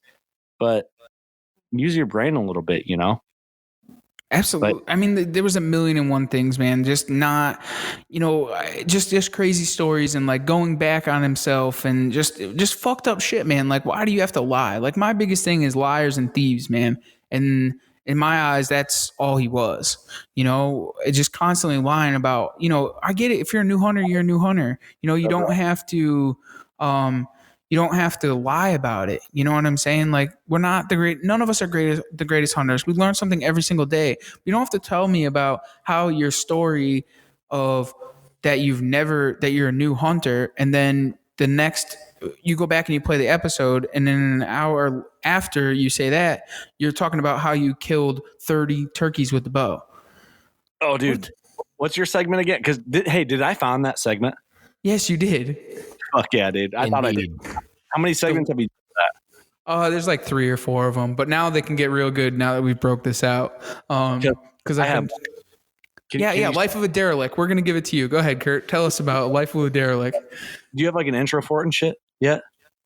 No, but we're going to make one. Yeah, make one off the top. What's that? Make one off the top. Make me an intro real quick. All right. I got you, Trev. All right. So, on today's Life with a Derelict, we got Curt Geier. Take it away, Curt. Thank you. My story from a derelict. I was a new hunter when I came on the podcast, but I just didn't want to tell anybody about my experiences from when I grew up hunting because I didn't want to brag. But I've actually been hunting for a really long time, even though I played the front that I was a brand new hunter when I started the podcast. That was what he told me. Oh, fucking sick. Yo, Fabio, did you ever get him? Nah. Does he exist? No shit. Did he not exist, that buck? I never saw a picture of him. He could be fucking 9 years old by now. Are you kidding me? Dude, he's like, I was in his bedding area. I saw him. And I remember he told me this story about how like he was close to him. He saw him bed down or some shit. And it was like, I don't remember the details because I like really didn't pay attention. But I do remember being like, if you know all that information, why are you not? Like, I'm trying to remember. Fuck. He got down when the deer was bedded there or some shit. I mean, he's making it up. But I'm like, oh, of course. If you saw the deer bedded, why wouldn't you just wait him out? Right. If it like all situations are perfect, what are you doing? He showed me a picture of it on his cell phone one time. Okay. And I'm like, bro, if you're that close, what do you mean? Like, it was walking away, but I was like, bro, that deer's like 170. He's like, no, it's like 130. I'm like, no, that thing's fucking 2 times wide outside of its ears. I'm like, that thing's a fucking giant. Like, that's a 170. Are you fucking kidding me? That's not Fabio, not even that. How about his Missouri buck? That's the greatest. He just gave the antlers away. Okay, so I heard he shot one, and it was on like in his girl's family's ground, and it had it mounted, and he had to pick it up, and I don't know. He said that he gave it. So it was his girl's friends or girl's family's neighbor, and he used their bow. And the first day he went out, he shot like a 140 or 150, but he didn't bring the horns home. He only used a backstrap for Thanksgiving, and then he gave him the antlers, and then it ended up getting mounted, and then he was supposed to get the mount back, but he hasn't gotten the mount back yet. But it's been like 4 years. Oh, dude. I'm going to see if I have the fucking... Oh, dude, I hope I have these. So I got to jump in right here. The post you put up a couple days ago about that, I'm going to say it's a 60, 70-year-old mount. Oh, yeah. So I posted that in our group, yeah. I had to fight so hard not to reply. I said, isn't that the mount from D-Rock's basement? Oh, my God. Don't even get me going. I'm trying to find... Hold on, let me see if I can find... I'm going through old text. I can't believe I still have it on my phone, to be honest with you. I can't believe it's still saved. Why don't you tell are you going to tell the text of the real D-Rock? Yeah. I'm looking for those texts right now, actually. So, do I have them? Come on, I got to have them. I'm too far deep on these texts. I can't believe I still have it. I give you credit for having that. You need to screenshot it and save it forever. Oh my God. Hold on. Dude, it's got to be in here. It's because it's funny as fuck to read. You have to read it. I remember seeing it. It was crazy, all the things. Like, it's just crazy going through 2 years of my life with somebody that like that. You know what I'm saying? And then to all of now the allegations that are against him are what they are, and it's just like mind blowing to me. Oh yeah, dude. They've just put. I mean, same with you, man. Like, you've just put every egg in the basket. It's like. Yeah, no, dude. I hear you, man. It's fucking crazy, actually. Damn, I don't think I have it anymore. But it's a godsend, though. Like, I got to meet you. I got to meet Steven, all the people that I've been able to meet, and really, it's incredible. I will say that's one positive thing about it. Oh, I'm with you there. For the good, for sure. For the greater good. For the greater good. Fuck, I don't have those texts anymore. Why don't you just sum it up? He texted me. He's like, "Hey, dude, I'm texting Joe Rogan," and Joe Rogan's like, "I was like," he basically told me this whole story. And I'm like, "Hey, first of all, you're full of shit. Like, Joe Rogan's not texting you, and I'm gonna need screenshots to prove it." So he had to have like grabbed his girlfriend's phone and like manufactured this fucking text, because the text started with, "Yo, is this the real D-Rock?" And D-Rock was like, "Yeah, it is." "Oh, what's up? This is Joe Rogan." Like, it was like the most bullshit fucking text I'd ever seen. I remember seeing it and just laughing like, you got to be fucking kidding me. It was so unbelievable. It was painful, man. Oh, that's so. But why would you go? My thing is like, how would you go through your whole entire life like being like that? You know what I'm saying? Like like lying to like believe your own lies. Derelict. I got a good one. So he shoots this fucking. Oh my God. He shoots this doe, and I was on the way home from.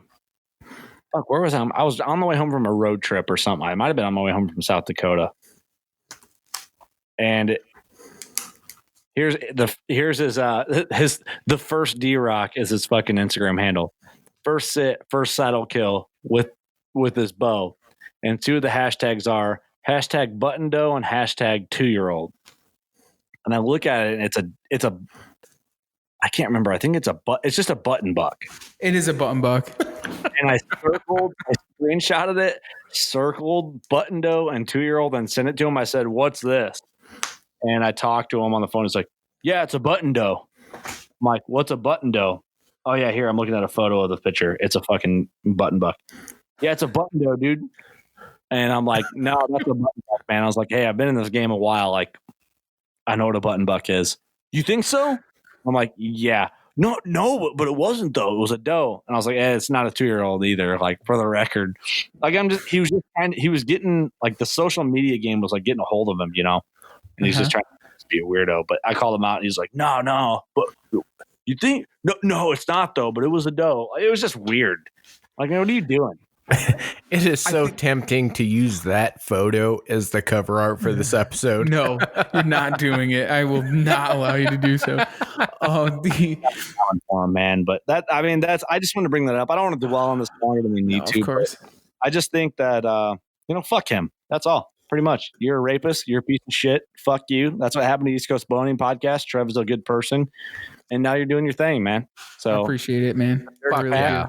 Just everybody. It's not like one person can be like, oh, dude, I got tricked. You know? No, he got over on a lot of guys. Yeah. Oh, everybody. Rattle them off. Cody DeQuisto, Modern Assassin, me, Trev. Drew from Wild Edge. It goes down the line. Name them off. And we all considered them family, man. And those are all people, family to us. You know what I'm saying? The outdoor group, fucking Zeus Broadheads, everybody, anybody that we've ever associated with, we've all treated them like family. And to do that, you don't do that to family or friends, man. What was the words that I said to you, or you had said to me? Whatever you do, don't fuck me over. And you don't fucking fuck people over, man. It's just what you don't do, you know? For sure. So, I just felt that was a segment people need to know. And we were waiting. We were going to wait for it all to come out like officially. Some shit already is public record. But I was just waiting for the right timing. But he'll get his blast. I'll blast him on my show. We'll fuck him. Oh, he's going to get the blast. Do your thing. You think we're going to blast poachers and not blast a piece of shit like that? Yeah, you're out of your fucking mind. We've just waited for the right moment, and it's because right now it's allegations, man. There's no proven anything, at this point. Obviously we're not going to say it's not proven. There's plenty of evidence. At this point, it hasn't finished the court. It's in the hands of That's right. He'll get fucked. That's the way it is, man. And, that's some scummy shit. And, there's no room for people like that. Fuck them to death. As far as I'm concerned, fuck him. Yep, I'm with it, man. That's what a cellmate will say. I have no sympathy for people who do that shit or stuff like that. I don't put poachers on that level, but for people like that, there's a special place in hell for guys like that. And the whole thing here, man, is that the people of the hunting industry are the guys that are 100% against that stuff. Anybody in this, there's nobody that's for it. But I'm saying is they're very strongly for that. So you were fucking with the wrong people to begin with. Yeah. Oh yeah. Opinion. For sure. So. There's no way out. There's no way out of that. No. So anyway, you can find it, man. Talk about, Yep. You can Google Derek Clark and you can see all what you need to see. For the podcast, fuck it. Yep. So on with it. For sure. But I appreciate you bringing it up, man. I think a lot of people needed to know that, and it was definitely time for it to be there. But there'll be more. It won't be the last time that you hear of it. Oh yeah. The only reason why we haven't blasted it as hard as we've mentioned it here and there. If people know, they know. But we'll definitely share it up once it's set in stone and legal action has been set and the justice system has done its duty. It'll be out, and I'll make sure people know. Because fuck it, Well said. Well said. Well, Curt, man, we appreciate you taking all this time jumping on with us. It's literally been one of the funnest shows we've done. That's an understatement. So, anything you want to leave the listeners with? First of all, thank you guys for having me on. And I'd say if you are listening to this and you don't know who Working Class Bowhunter is, just check us out. Just Working Class Bowhunter Podcast on everything, all social platforms, and try us out. If you like it, subscribe and tune in every week. If not, sweet. Cool. You tried it. Awesome. Appreciate it. And make sure you tell the crew back there, hey, we love them. We miss them. We'll see them soon. And special request from our end. we want you to close our show out for once. I will do that. Thank you guys so much. Everyone, thank you so much for listening. You know what to do. Go shoot your bow. We love you.